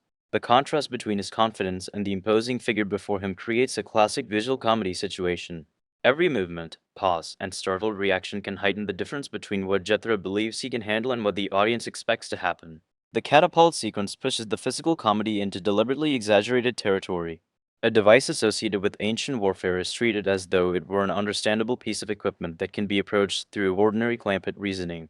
The family's willingness to experiment with it reflects their characteristic confidence in practical solutions, even when the object itself belongs to a completely different historical world. The humor is especially effective because the catapult is both visually impressive and inherently dangerous, yet the characters approach it with the same directness they might use when handling something on their own property. Jethro's involvement makes the sequence more energetic, while the reactions of the other family members provide contrasting levels of alarm. The resulting comedy depends upon physical timing, sudden movements, and the performer's ability to remain completely sincere. Jethro's enthusiasm becomes increasingly central as the medieval adventure develops. He has the rare ability to encounter an unfamiliar situation and immediately assume that he belongs in it. That confidence makes him a natural participant in the physical comedy because he does not need to be persuaded to take part. Instead, he often seems eager to demonstrate what he believes he can accomplish. The character's innocence keeps the humor affectionate. Even when his actions create danger or embarrassment, he is motivated by excitement rather than vanity or malice. The actor's physical performance is therefore essential. Posture, facial expression, exaggerated. Confidence, and sudden changes from enthusiasm to surprise can carry as much of the joke as the dialogue. Jethro becomes a wonderfully earnest modern American wandering through a medieval fantasy that he does not understand. The Black Knight encounter also allows the script to parody the heroic conventions of medieval adventure stories. A traditional knight would normally be presented as a figure of courage, mystery, and disciplined combat, but the Clampetts' presence disrupts the image almost immediately. Their questions, reactions, and practical observations reduce the grandeur of the situation to the level of an everyday disagreement. This is a recurring strength of the series. Grand institutions and dramatic traditions are not attacked directly, but their solemnity is gently punctured when the Clampetts apply their own common sense to them. The result is affectionate rather than cynical. The historical imagery remains impressive, but the family refuses to treat it with the solemn reverence that the surrounding characters expect. Their innocence becomes an unexpected comic force capable of transforming ceremony into farce. Granny contributes a different kind of energy to the medieval confrontation because she is never intimidated by elaborate appearances. Where another character might hesitate before a knight, a castle weapon, or a formal challenge, Granny tends to concentrate on what she believes must be done. Her confidence gives the sequence a sturdy comic foundation. She treats extraordinary circumstances as practical problems, and her reactions can instantly shift the tone from historical spectacle to family argument. This is especially effective when placed beside the more formal English characters, whose restraint makes Granny's directness appear even more startling. Yet her behavior remains consistent with the family's emotional values. She is protective, decisive, and deeply committed to her relatives. Her willingness to confront unfamiliar situations therefore feels less like reckless foolishness than an exaggerated expression of the courage she has always possessed. Jed's calmer presence balances the increasingly physical action. He does not possess Jethro's eagerness for medieval adventure or Granny's instinctive readiness for confrontation, but he remains engaged because he understands that his family has become involved in something that needs to be handled carefully. His reactions provide moments of restraint between the larger comic movements. This balance is important to the pacing. If every character reacted with the same level of excitement, the sequence would quickly become exhausting. Judd's quieter responses allowed the audience to appreciate just how extraordinary everyone else's behavior has become. His performance can rely on understated expressions, patient pauses, and the resigned look of a man watching his family become involved in circumstances that seem increasingly difficult to explain. The physical comedy grows naturally from the family's willingness to interact with medieval equipment rather than merely observe it. Props that might appear solemn or historical in a conventional drama become sources of movement and confusion once the Clampetts begin using them. The comedy depends upon careful staging because every object has the potential to alter the direction of the scene. A catapult can become a threat, a knight's costume can become an obstacle, and a supposedly heroic action can turn into an awkward physical predicament. The performers must therefore coordinate dialogue with movement precisely. A pause before an object is activated, a sudden reaction from someone nearby, or an unexpected shift in posture can make the difference between an ordinary action and a memorable visual gag. The medieval adventure also reinforces the series' fascination with the difference between historical reality and popular imagination. The Clampetts do not approach the past as scholars would. They encounter it as something immediate, tangible, and almost theatrical. Knights, castles, battles, and weapons become objects they can see and touch, and therefore they naturally assume these things can be handled according to ordinary practical rules. The humor emerges from the gap between historical knowledge and experiential confidence. Their lack of sophistication does not make them passive. Instead, it makes them extraordinarily willing to participate. That willingness is what allows the script to turn a historical misunderstanding into a physical comedy set piece while preserving the family's essential good nature. As the action surrounding the Black Knight and catapult reaches its most energetic stage, the Clampetts have effectively transformed the elegant castle grounds into a setting for broad physical farce. Jethro's heroic enthusiasm, Granny's fearless determination, Jed's steady concern, and the formal reactions of the English characters now operate together as a single comic mechanism. The medieval imagery remains recognizable, but its seriousness has been completely reshaped by the family's presence. What matters most is that the characters still believe they are acting sensibly and honorably. Their intentions remain straightforward even when their actions become spectacularly chaotic. The confrontation therefore leaves the family poised for an even more elaborate encounter with the historical spectacle surrounding them. with the possibility of a formal contest now becoming increasingly unavoidable. The unexpected royal presence brings a striking change to the atmosphere surrounding the Clampetts because the family's extraordinary misunderstanding has now reached a level where formal authority itself becomes involved. Their belief that Canada must be returned is still treated with complete sincerity, and that sincerity gives the situation its emotional center. They are not attempting to exploit their supposed ownership or create a spectacle. They genuinely believe that something belonging to the Queen has come into their possession and that the honorable response is to give it back. The comedy therefore grows from the enormous difference between the seriousness of their intention and the impossibility of their understanding. Their straightforward honesty becomes the very quality that allows the situation to remain affectionate rather than cynical. The Queen's arrival also heightens the contrast between royal ceremony and Clampett informality. The family is suddenly confronted with an institution representing centuries of tradition.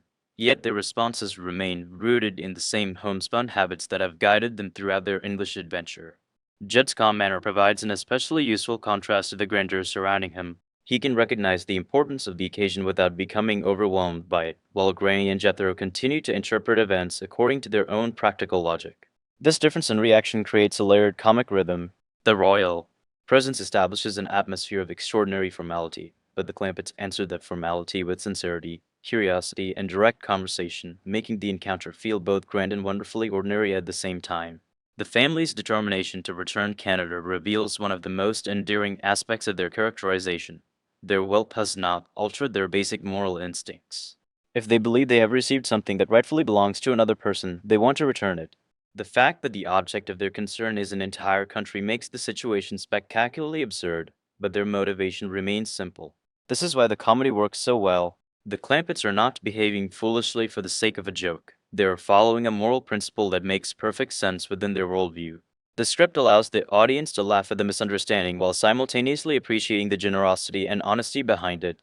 Their enormous mistake is therefore inseparable from their fundamentally decent nature. The royal encounter also provides an opportunity for the surrounding characters to react to the Clampetts' explanation, and these reactions help establish the scale of the misunderstanding. Formal figures may approach the matter through protocol, history, and official language, while the Clampetts continue explaining it in plain terms. That contrast creates a delightful comic imbalance. The more formal the setting becomes, the more striking the family's ordinary speech appears. Their confidence never becomes aggressive because they are not trying to challenge royal authority. Quite the opposite. They are trying to cooperate. The result is a gentle satire of social formality. The Clampetts can stand before extraordinary figures without pretending to be sophisticated, and their refusal to abandon their natural manner becomes one of the central reasons the scene feels so warm. The historical misunderstanding surrounding the War of the Roses is also placed into a new perspective as the royal presence makes the family's involvement appear even more extraordinary. What began as a literal interpretation of a historical phrase has become a situation requiring explanation and reassurance. The script's escalation is especially effective because every stage follows logically from the previous misunderstanding. The Clampetts hear something unfamiliar, interpret it according to their own experience, act on that interpretation, and then become increasingly entangled in consequences they never intended to create. This pattern is one of the defining structures of classic situation comedy. The characters themselves do not perceive the progression as absurd. To them, each new development simply requires another practical solution, which inevitably produces another layer of complication. Granny's reaction to the royal encounter remains especially valuable because she does not suddenly become a different person merely because the Queen is present. Her confidence, directness, and readiness to speak her mind remain intact. This consistency is important to the show's characterization. A lesser comedy might make the characters temporarily sophisticated whenever royalty appears, but the Clampetts remain unmistakably themselves. Granny's behavior communicates that respect does not require abandoning one's natural personality. The comedy comes from seeing her practical attitude placed against the rituals of royal society. Her facial expressions, pauses, and emphatic gestures can carry much of the humor, particularly when the surrounding figures maintain formal composure. The visual contrast between her certainty and their restraint makes the encounter memorable without turning either side into a cruel caricature. Jethro contributes another layer of innocence to the encounter because his understanding of important people is filtered through the same uncomplicated enthusiasm he brings to everything else. He is capable of being impressed, but his impressions do not necessarily follow conventional social rules. This allows the performance to remain playful even when the setting becomes ceremonious. Jethro's physical presence, expressions, and reactions help prevent the scene from becoming excessively formal. A slight pause, a puzzled look, or an unexpectedly confident response can puncture the grandeur without destroying it. The humor is strongest when the actor plays these moments sincerely rather than signaling that he knows he is in a joke. Jethro believes the circumstances are real, and that belief makes his reactions both funnier and more affectionate. Jed's role becomes particularly important as the family attempts to make sense of what is happening. His calm common sense gives the audience a point of emotional stability, while the circumstances become increasingly unusual. Jed does not need to understand every detail immediately. His strength lies in listening, considering the situation, and trying to respond honorably. That quality distinguishes him from characters whose comedy depends entirely on confusion. His presence reminds the audience that the Clampetts' innocence is accompanied by genuine emotional intelligence. They may misunderstand geography, history, or social conventions, but they understand loyalty and fairness remarkably well. The royal encounter therefore becomes more than a joke about cultural ignorance. It becomes another demonstration of the family's ability to remain grounded even when circumstances become extraordinary. The clearing of the family's name and the effort to resolve the Canada misunderstanding give the sequence a satisfying sense of movement without abandoning its comic tone. The Clampetts are relieved because their intentions can finally be understood, while the surrounding formal world can begin to recognize that their behavior came from sincere confusion rather than dishonesty. This distinction is essential to the series' emotional appeal. The audience is invited to laugh at the scale of the misunderstanding while also seeing that the family's heart was in the right place. Their mistake does not fundamentally alter who they are. Instead, it reinforces the qualities that have always defined them: trust, generosity, family loyalty, and confidence that an honest explanation will eventually make things right. With the royal misunderstanding finally moving toward resolution, the Clampetts emerge from the extraordinary encounter much as they entered it. Still wealthy, still unconventional, and still guided by the same homespun values that shape their behavior everywhere. The presence of the Queen has not transformed them into sophisticated aristocrats, nor has their misunderstanding made them cynical about the world around them. Instead, the experience demonstrates how their innocence can survive even in the most formal surroundings. The family's attempt to return what they believe they should not possess becomes a comic expression of their moral sincerity, while the surrounding royal ceremony magnifies the absurdity of their assumptions. The immediate crisis has eased, leaving the family free to continue their English experience with their characteristic confidence and curiosity. Jethro's attention now turns toward the mysterious woman he discovers at the neighboring castle, and the change in his mood immediately introduces a new kind of comic energy. After the confusion and physical excitement surrounding the English adventure, his sudden romantic fascination is wonderfully earnest. He does not approach the woman with calculated sophistication or worldly experience. Instead, he reacts with the open confidence of someone who has instantly decided that he has found the person he was meant to meet. The humor comes from the speed and certainty of the conclusion. Jethro sees her, becomes fascinated, and begins interpreting the situation according to his own romantic imagination. His sincerity makes the infatuation endearing, while his family's reactions provide the audience with an affectionate perspective on how quickly his emotions have taken over. The telescope becomes an especially effective comic device because it allows Jethro to observe the woman from a distance while constructing an entire romantic fantasy around what he sees. The physical act of looking through the telescope gives the performer opportunities for exaggerated facial reactions, sudden excitement, changes in posture, and carefully timed pauses. Each glance can make Jethro more convinced that his feelings are justified. The comedy does not require him to understand the woman as a complete person because his imagination has already filled in the missing information. This is a familiar romantic situation device, but the Clampett version remains distinctive because Jethro approaches it with such innocent certainty. His fascination is not cynical or manipulative.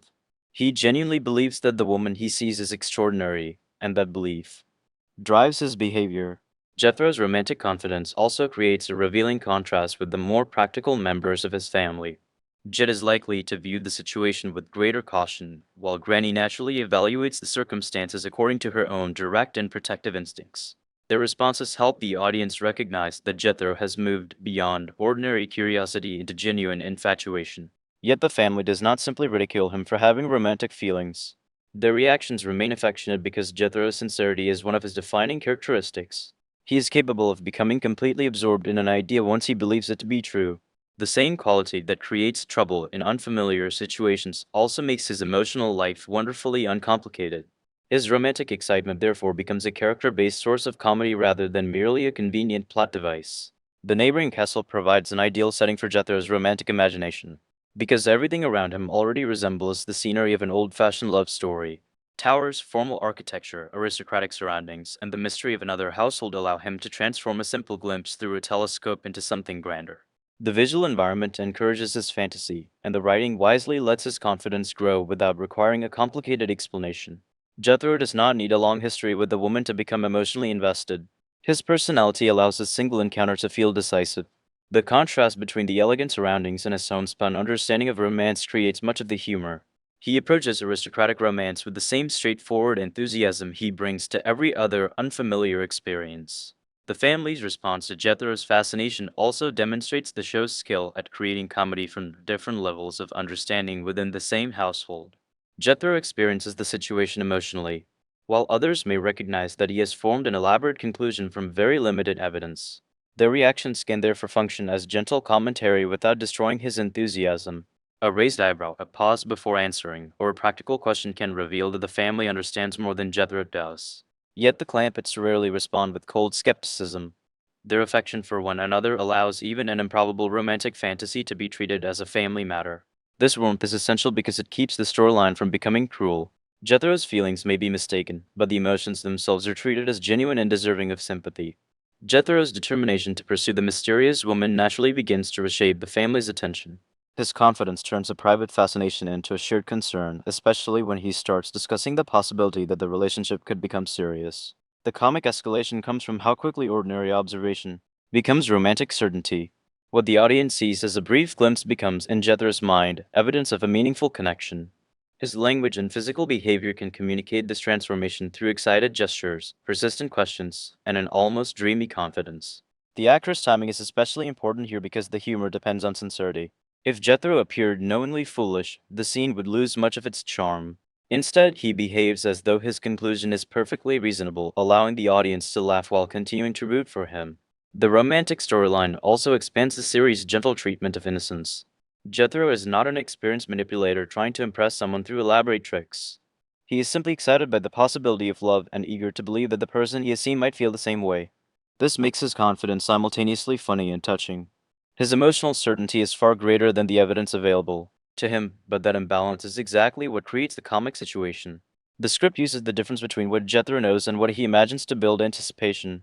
The audience can recognize that something about his interpretation may be incomplete, yet Jethro remains completely committed to it. His romantic optimism, therefore, becomes another expression of the family's larger habit of trusting what they sincerely believe. The telescope itself becomes a symbol of the episode's larger comic method, looking at something from a distance and believing that one has understood it completely. Jethro can see the woman clearly enough to become fascinated, but he cannot possibly know everything about her from what he observes. The physical distance therefore mirrors the emotional misunderstanding. His imagination bridges the gap with a story of its own, and the more he believes that story, the more convincing it becomes to him. This is classic situation comedy construction because the audience understands that the central assumption is unstable while the character continues acting upon it. The humor grows through anticipation, and every additional expression of Jethro's confidence makes the eventual clarification of the situation potentially more significant. The Clampetts' English surroundings make Jethro's romantic fantasy even more appealing because the setting encourages the language of castles, family connections, and aristocratic romance. His imagination does not have to invent the atmosphere, the environment supplies it naturally. That allows the script to blend character comedy with gentle parody of traditional romantic stories. Instead of a polished hero entering an elegant castle, the audience has Jethro Clampett approaching romance with his own homespun confidence. The contrast is affectionate because the series never asks the audience to believe that Jethro is secretly sophisticated. His appeal comes from the opposite quality. He remains completely himself, and the more seriously he takes the possibility of romance, the more charmingly out of place he appears within the formal English setting.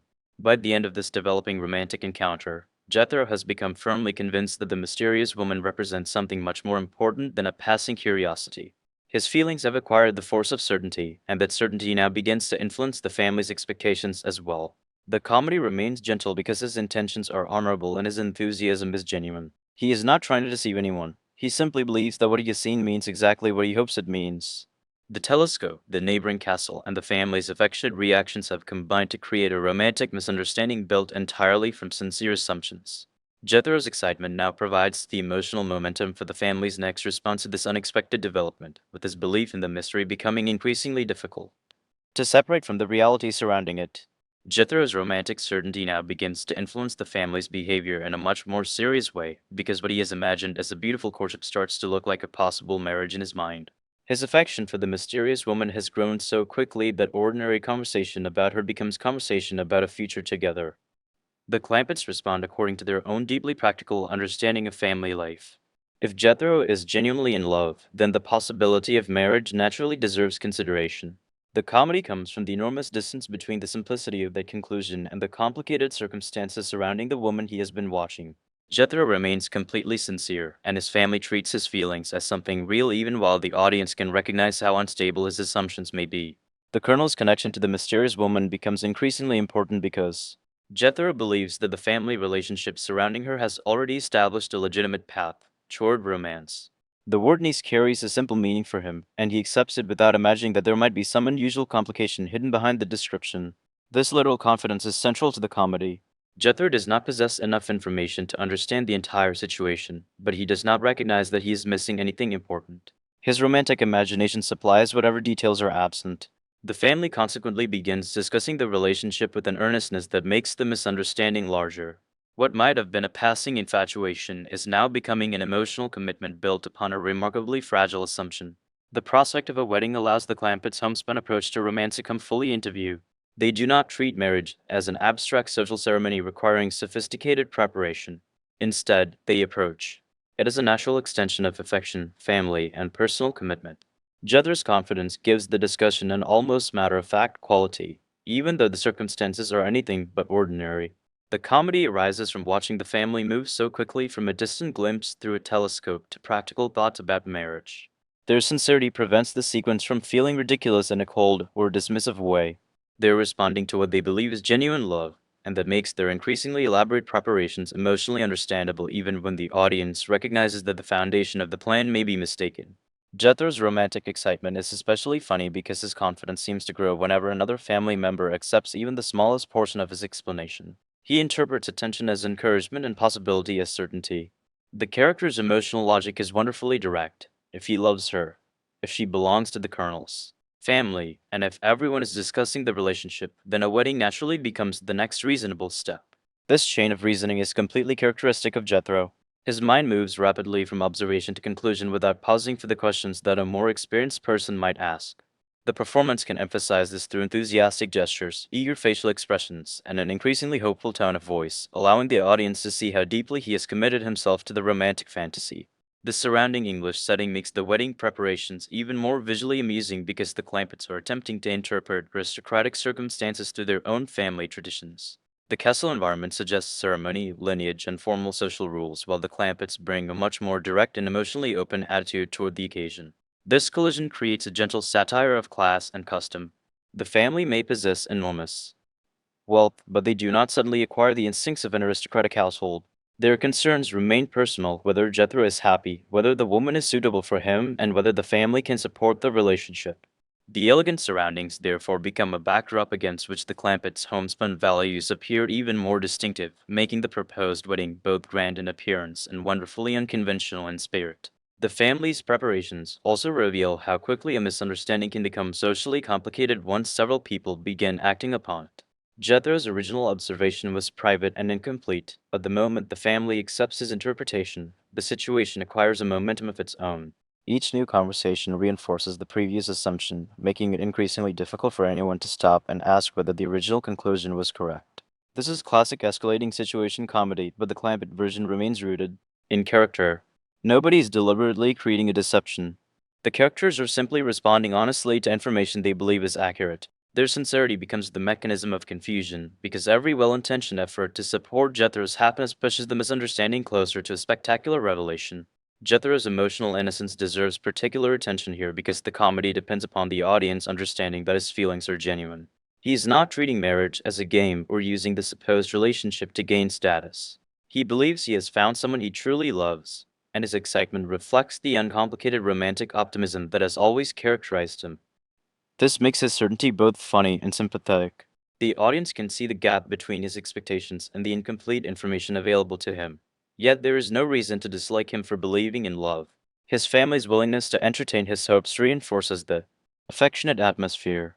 Even when the situation becomes increasingly improbable, their primary concern remains Jethro's happiness rather than the embarrassment that may follow.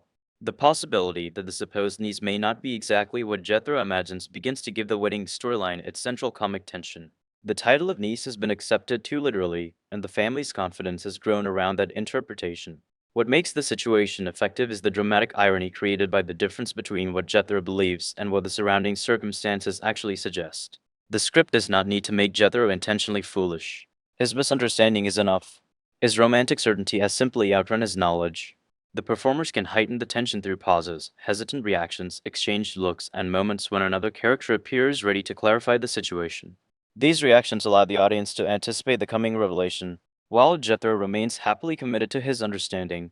The wedding discussion also demonstrates how the Clampetts respond to social embarrassment with sincerity rather than calculation. Their instinct is to make sense of the situation and support one another, even when the circumstances become uncomfortable. This family dynamic is one of the reasons the comedy remains warm. Jethro may be the center of a misunderstanding, but he is never abandoned by the people around him. Jed's steady manner, Granny's directness, and the family's general loyalty create an emotional safety net beneath the farce. The audience can therefore laugh at the increasingly complicated circumstances without feeling that Jethro is being cruelly exposed. His mistake is simply a consequence of trusting what he thought he understood, and the family's response reflects the series' continuing affection for its characters. As the wedding expectations reach their most elaborate stage, the romantic misunderstanding is finally positioned for a decisive clarification. Jethro remains hopeful because everything he has heard seems to confirm the story he has constructed, while the family's confidence in that story has made the anticipated ceremony feel increasingly real. Yet the language surrounding the mysterious relative contains the very clue that will force everyone to reconsider what they thought they knew. The comedy has reached a delicate point where romantic enthusiasm, family loyalty, aristocratic formality, and mistaken identity are all operating simultaneously. Jethro's sincere belief gives the moment emotional weight, while the audience's awareness of the misunderstanding creates anticipation. The situation now stands on the verge of revealing exactly how far his innocent romantic interpretation has carried him. The revelation surrounding the Colonel's supposed niece changes the emotional direction of Jethro's romantic adventure with a beautifully awkward mixture of surprise, embarrassment, and innocence. Until this moment, Jethro has treated his understanding of the situation with absolute confidence, believing that the woman he admired through the telescope was exactly who he imagined her to be. The clarification forces him to confront a reality that his romantic imagination had completely overlooked. What makes the comedy especially effective is that Jethro has not been scheming or pretending. He has simply trusted his own interpretation. His disappointment therefore carries genuine emotional weight, while the family's reactions preserve the affectionate humor that prevents the misunderstanding from becoming cruel. The name Harry Goomer becomes the key to understanding the misunderstanding, and the revelation that the person Jethro believed to be the Colonel's mysterious niece is actually a boy creates precisely the kind of comic reversal that the storyline has been preparing. The humor comes from the enormous difference between Jethro's expectations and the actual identity of the person he has been admiring. His romantic certainty suddenly appears completely misplaced, yet the audience is encouraged to laugh at the situation rather than at Jethro himself. The performance depends heavily on reaction. A pause, a stunned expression, a change in posture, or a moment of silence can communicate Jethro's realization more effectively than an elaborate speech. His innocence makes the revelation memorable because he has invested real emotion in his mistaken belief. Jethro's reaction also demonstrates why the romantic storyline works as character comedy rather than simply as a joke about mistaken identity. He has been sincere from the beginning, and his feelings do not become meaningless simply because his understanding was incorrect. The embarrassment comes from discovering that the romantic story he constructed in his mind was never what he thought it was. The Clampetts' response can therefore combine sympathy with amusement. They understand that Jethro has made a remarkable mistake, but they also recognize that he acted according to what he genuinely believed. This family-centered perspective softens the reversal and keeps the comedy aligned with the series' larger emotional philosophy. People may misunderstand one another, but affection and loyalty remain more important than embarrassment. The revelation involving Harry Goomer is particularly effective because it exposes the danger of taking a single word too literally without sufficient context. Jethro heard the description of the Colonel's relative and immediately built an entire romantic interpretation around it. The audience can now see how many assumptions were contained inside that one conclusion. This is one of the show's recurring comic mechanisms, but here it becomes especially personal because Jethro's imagination has attached emotional meaning to the misunderstanding. The comedy therefore moves from external confusion toward internal realization. His disappointment is funny because the audience has watched his confidence grow, yet it remains touching because the character's confidence was never based on deception. He simply believed that what he saw and heard meant exactly what he hoped it meant. The family's attempts to explain the situation allow each character to reveal a different response to embarrassment. Jed's calm common sense helps keep the conversation grounded, while Granny's directness can make the awkward situation even more immediate. Jethro, meanwhile, must process the revelation in his own straightforward way. The resulting exchange illustrates the ensemble quality of the comedy. No single character needs to deliver every joke. Humor emerges from the collision of different personalities responding to the same uncomfortable discovery. The timing of these reactions is essential. A carefully placed pause after an explanation, a confused look from Jethro, or an impatient clarification from Granny can create a rhythm in which the audience experiences the realization, almost simultaneously with the characters. The scene becomes funny because everyone is reacting honestly. Jethro's romantic disappointment also reveals the tenderness beneath the broader farce. His infatuation may have been based on a misunderstanding, but the emotion behind it was genuine, and the script allows that sincerity to remain visible. This is important because the Clampetts are often at their funniest when their mistakes expose their good hearts. Jethro does not respond by blaming everyone else or becoming deliberately cruel. Instead, his reaction reflects the bewilderment of someone who suddenly discovers that the story he has been telling himself is not the story that actually happened. The audience can laugh at the reversal while still feeling sympathy for him. That combination of embarrassment and affection is one of the qualities that gives classic situation comedy its enduring emotional warmth. The contrast between Jethro's imagined romance and the actual identity of Harry. Gumar also provides a gentle parody of traditional romantic storytelling. In a conventional castle romance, the mysterious figure glimpsed from afar might naturally become an idealized princess or aristocratic heroine. Here, the same visual setup leads the Clampetts into an entirely different kind of comic revelation. The telescope has encouraged Jethro to fill an incomplete picture with his own hopes, and the castle setting has made those hopes seem even more plausible. The script turns the conventions of romantic fantasy inside out without making Jethro the target of contempt. His mistake is funny because it is so sincere. The elegant setting promises one kind of story, while the Clampett world reproduces another, much more unexpected one. Once the misunderstanding has been exposed, the family's reaction demonstrates their ability to recover from embarrassment without losing their affection for one another. The Clampetts may be astonished by what has happened, but they do not allow the revelation to become a lasting emotional disaster. Their instinct is to explain, adjust, and move forward. This resilience is central to the series. Problems may become enormous, but the family rarely allows them to destroy its basic sense of loyalty. Jethro's disappointment therefore becomes another episode in the family's shared experience rather than a personal humiliation from which he cannot recover. The humor remains broad, but the emotional foundation is gentle. The characters are allowed to make extraordinary mistakes while still being treated as people whose feelings matter. The storyline also reinforces the show's broader interest in the difference between appearance and reality. Jethro saw a person through a telescope, interpreted what he saw through his own expectations, and then allowed the surrounding castle environment to confirm his romantic fantasy. At every stage, the evidence was incomplete, but his confidence made the imagined version seem real. The revelation exposes how easily people can mistake a small amount of information for complete knowledge. In the Clampett world, that mistake becomes comic because the family responds to it with complete sincerity. The sequence therefore works on several levels at once. It is a mistaken identity joke, a character's study of Jethro's innocence, and a gentle reminder that romantic imagination can be much more powerful than ordinary facts. The romantic misunderstanding now reaches its natural emotional resolution as Jethro's certainty gives way to the embarrassed recognition that he has imagined an entirely different relationship. The moment is funny because the audience has watched his confidence develop step by step, yet it is also affectionate because his feelings are never dishonest. The family can laugh, explain, and recover because their bond remains stronger than the misunderstanding itself. The elegant English setting has provided the perfect stage for a very Clampett kind of romantic confusion, a distant glimpse became a grand fantasy, the fantasy became a possible marriage, and a simple clarification brought everything back to reality.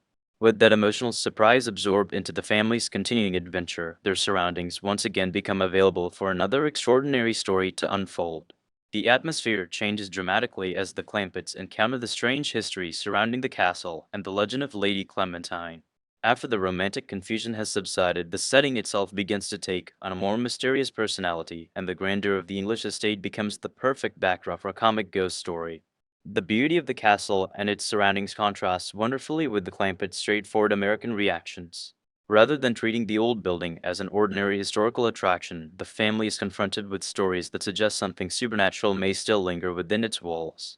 The comedy begins with this collision between Gothic atmosphere and homespun practicality, allowing the series to parody traditional haunted castle storytelling through the distinctive personalities of its central family. The legend of Lady Clementine gives the castle an exaggerated sense of romantic tragedy, invoking the familiar conventions of old Gothic tales while remaining firmly within the playful world of the Beverly Hillbillies. The story of a woman associated with an ancient wedding and a supernatural grievance sounds like material for a serious period drama, but the Clampetts receive it through their own very literal understanding of the world. Their willingness to consider the possibility of a 400-year-old ghost is itself a source of comedy. They do not necessarily approach the legend with the detached skepticism of modern observers. Instead, the supernatural claim becomes another practical problem that deserves attention, and the sincerity allows the Gothic material to become wonderfully absurd. Granny's reaction is particularly important because her personality makes the supernatural premise feel immediately believable within the family's comic universe. She has never required conventional evidence before deciding that something deserves attention, and a centuries-old ghost fits naturally into her fearless but eccentric worldview. Her response can be played through quick changes in expression, sudden gestures, emphatic speech, and the unmistakable confidence with which she approaches unusual situations. The humor comes from the fact that Granny does not behave like someone participating in a ghost story. She behaves like Granny confronting another problem that has unexpectedly appeared in her path. Her practical courage therefore becomes an ironic contrast with the eerie reputation of the castle, making the supernatural atmosphere both amusing and strangely convincing. The castle itself functions almost like another character in the story because its ancient architecture supplies the visual language of mystery before anyone needs to explain it. Old stone walls, formal rooms, imposing corridors, and the suggestion of centuries of family history create exactly the sort of environment associated with haunted house fiction. Yet the Clampetts' presence changes the meaning of those surroundings. Their clothing, mannerisms, voices, and direct conversation create a visual and emotional contrast with the elegant setting. The result is a classic fish out of water comic effect, but with an additional layer of Gothic parody. The castle may look solemn and intimidating, but the Clampetts bring their own emotional atmosphere into it, ensuring that every mysterious detail is likely to become part of an unconventional family conversation. The legend of Lady Clementine also allows the script to play with the difference between historical memory and folk imagination. A story preserved across generations can acquire a life of its own, especially when it involves romance, betrayal, revenge, and a supposedly restless spirit. The Clampetts do not need a scholarly explanation of the legend to become interested in it. The emotional shape of the story is enough. This is consistent with their tendency to understand complicated situations through memorable personal narratives rather than formal historical analysis. The writers can therefore use the castle's supposed history as a comic exaggeration of the way legends grow over time. What might sound solemn in a traditional Gothic drama becomes increasingly playful once the Clampetts begin interpreting it according to their own practical instincts. Jethro's response to the supernatural atmosphere naturally differs from Granny's because his confidence expresses itself through curiosity rather than immediate suspicion. He is fascinated by unusual possibilities and often assumes that he can understand a situation simply by accepting its most obvious explanation. A ghost, therefore, is not necessarily an impossible concept to him. The character's innocence makes the situation funny because he can approach something supposedly terrifying with the same open confidence he has shown throughout the family's English adventure. His physical performance would be crucial here. A serious expression followed by a puzzled glance, a cautious movement through the room, or an overly confident gesture can transform a potentially frightening moment into character-based comedy without destroying the atmosphere completely. The emotional contrast between Granny and Jethro strengthens the ensemble humor because both characters can accept extraordinary ideas while approaching them in completely different ways. Granny's reaction is shaped by her fierce determination and willingness to confront anything that threatens her family, whereas Jethro's response is shaped by curiosity and an almost childlike confidence that unusual problems can be figured out. Jed's calmer perspective provides another layer of contrast, giving the audience a grounded presence within the increasingly strange circumstances. These differences allow the ghost story to generate multiple reactions from the same event. The comedy does not depend solely on the existence of a ghost. It comes from watching several unmistakably different personalities decide what that ghost might mean and how seriously it should be taken. The Haunted Castle material also continues the series' affectionate use of British culture as a source of comic contrast. The castle represents centuries of aristocratic tradition, formal manners, and historical memory, while the Clampetts bring an uncomplicated rural American sensibility into that environment. Their presence turns an atmosphere of ancient dignity into something much more accessible and unpredictable. The writers can gently exaggerate the solemnity associated with old English estates without presenting British culture as inherently ridiculous.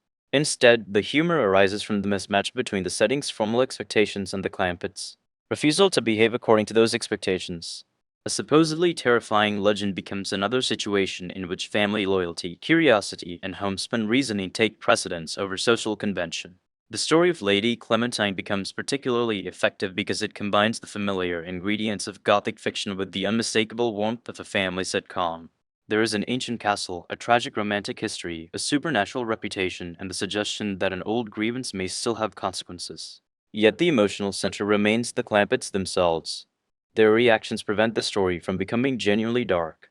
Even when the legend sounds ominous, the audience remains aware that these characters will approach the mystery through their own mixture of innocence, confidence, and eccentric common sense. The writers therefore create suspense without sacrificing comfort. The castle may carry the atmosphere of a ghost story, but the Clampetts' presence ensures that the audience experiences that atmosphere primarily as an invitation to comic misunderstanding. As the legend of Lady Clementine settles over the castle, the mood reaches an intriguing balance between mystery and comedy. The ancient story has captured the family's attention, particularly because its themes of love, loss, and supernatural revenge sound both dramatic and strangely plausible within such an old setting. Yet the Clampetts remain themselves, bringing practical questions and personal reactions into a situation that traditionally belongs to Gothic fiction. This is where the storyline gains its distinctive charm. The castle promises solemn mystery, while the family promises unpredictable interpretation. The legend has now become more than an old tale attached to an English estate. It has become a problem the Clampetts feel compelled to understand, and their sincere determination gives the strange atmosphere a new comic momentum. Jethro's determination to understand the supernatural mystery now takes on a new form as he decides that ordinary explanations may not be enough. The story has already given the castle an atmosphere of ancient tragedy, but Jethro approaches the possibility of communicating with Lady Clementine with the same confident enthusiasm he has brought to every unfamiliar experience. His willingness to believe that ghosts can be contacted becomes the foundation for another wonderfully elaborate comic scheme. Rather than responding with quiet skepticism, he imagines that the mystery can be solved through a practical experiment. This is quintessential Jethro. Faced with something extraordinary, he does not retreat from it but assumes that he can learn how it works. His confidence creates the perfect conditions for the science to become increasingly complicated. The science scheme is especially funny because Jethro treats the supernatural as though it were a technical problem requiring the correct equipment, procedure, and attitude. The use of wizard hats and other theatrical elements gives the sequence a deliberately exaggerated appearance, allowing the actors to play with the contrast between solemn ritual and obvious comic performance. The hats themselves become visual jokes because they make the participants look as though they have wandered into a stage magician's act rather than a genuine encounter with a centuries-old spirit. Yet the characters remain sincere enough to make the scene believable within their own world. The comedy depends upon their commitment to the performance, because the more seriously they treat the elaborate arrangements, the more amusing the artificiality becomes. Jethro's confidence also reveals the Clampetts' characteristic habit of turning complicated mysteries into simple personal challenges. He does not approach the ghost legend as an expert in history, theology, or supernatural folklore. Instead, he assumes that if someone is claiming to communicate with a ghost, there must be a straightforward method for doing it. This literal-minded practicality transforms the seance into an extension of the family's larger worldview. The same sincerity that previously produced misunderstandings now produces an elaborate attempt to solve a haunting. The audience can appreciate the absurdity while recognizing that Jethro is genuinely trying to help. His misplaced confidence therefore becomes affectionate character comedy rather than mere foolishness, especially when his determination begins pulling the other characters into the scheme. The hidden microphone and speaker introduce an important new layer to the seance because the supposedly supernatural communication is now supported by an entirely human mechanism. This device allows the writers to parody the theatrical conventions of ghost stories while maintaining the Clampetts' belief that something extraordinary is happening. The technical deception becomes especially effective because the characters respond to the sounds with genuine emotion. A mysterious voice emerging from an unseen location can produce suspense for a moment, but the audience also understands the comic machinery behind it. The tension therefore operates on two levels at once. The characters are experiencing what seems like a supernatural event, while the audience recognizes that the supposedly mystical effect depends upon carefully arranged stage technology and increasingly desperate attempts to control the situation. The seance also provides excellent opportunities for physical comedy because every participant must react to sounds and movements that appear to come from nowhere. The performers can use frozen poses, startled turns, cautious steps, exaggerated glances, and sudden changes in facial expression to build the sequence. Granny's reactions are particularly valuable because her fearless personality makes even fear itself a comic event. She may accept the existence of the ghost, but that acceptance does not mean she is comfortable with what the ghost might do. Jethro, meanwhile, can remain confident in his plan even as the situation becomes less predictable. The contrast between his determination and Granny's increasingly intense reactions gives the scene a strong rhythm, allowing dialogue, pauses, and physical movement to reinforce one another. The supposed ghost's voice becomes even more effective as a comic device because it allows the writers to exploit the authority traditionally associated with supernatural communication. A voice from an unseen source can sound ominous in a gothic story, but within the Clampett household it quickly becomes part of a complicated family situation. The characters listen, interpret, question, and react according to their own assumptions. This process illustrates one of the series' favorite comic patterns. An unusual event is introduced. Everyone assigns meaning to it, and those interpretations immediately create new complications. The hidden equipment makes the audience aware of the artificial nature of the ghostly performance, but the character's sincerity keeps the scene emotionally grounded. Their reactions are not cynical. They are genuinely trying to understand what they believe is happening. The use of the seance as a comic solution also parodies the conventions of classic supernatural entertainment. Traditional seances often rely on darkness, mysterious voices, dramatic gestures, unusual costumes, and an atmosphere of suspense. Here, those same ingredients are exaggerated through the Clampett's participation. The wizard hats turn solemnity into visual comedy, while the hidden microphone transforms mystical communication into a piece of improvised technology. The contrast between ancient legend and modern mechanical trickery is especially appropriate for the story's broader interest in mixing Old English traditions with contemporary American behavior. The castle may belong to centuries of history, but the Clampetts approach its mysteries using whatever practical ideas seem available. Their method is absurd, yet it remains perfectly consistent with their determination to solve problems in their own way. Jethro's role in the scheme becomes increasingly revealing because he wants to believe that he has discovered a reliable way to understand the ghost. His confidence allows him to organize events with the certainty of someone who thinks the basic problem has already been solved. Yet the more elaborate the arrangement becomes, the more opportunities there are for something to go wrong. This is classic escalating farce. Each attempt to establish control creates another element that must be controlled. The microphone, the speaker, the costumes, the voices, and the reactions all become pieces of a comic mechanism that is increasingly difficult to manage. Jethro's determination keeps the process moving forward, and his refusal to recognize how unstable the situation has become makes the resulting confusion even more entertaining. The seance sequence also demonstrates how the Clampetts transform fear into family activity. Instead of allowing the haunted castle legend to remain a distant tale, they actively involve themselves in discovering whether the story is true. Granny's presence makes this especially distinctive because her response to danger is often to confront it rather than avoid it. Jethro contributes youthful confidence, while the surrounding characters provide reactions that help establish the emotional stakes. The result is a strange mixture of suspense, comedy, and domestic familiarity. The castle may be filled with stories of ancient revenge, but the people inside it are still behaving according to the recognizable patterns of a close-knit family. That contrast keeps the supernatural material from becoming genuinely frightening and turns it into another opportunity for character-driven farce. As the seance progresses, the distinction between genuine supernatural activity and carefully manufactured illusion becomes increasingly important. The hidden microphone and speaker have created the appearance of communication, but controlling the illusion proves much harder than creating it. Every mysterious sound requires a response, every response creates another complication, and the family's confidence in the plan makes the consequences more dramatic. The sequence therefore reaches a point where the artificial ghostly performance has taken on a life of its own within the story.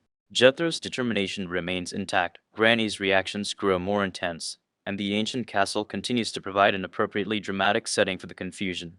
What began as an attempt to communicate with a legendary spirit is now becoming a dangerously elaborate performance that threatens to escape everyone's control.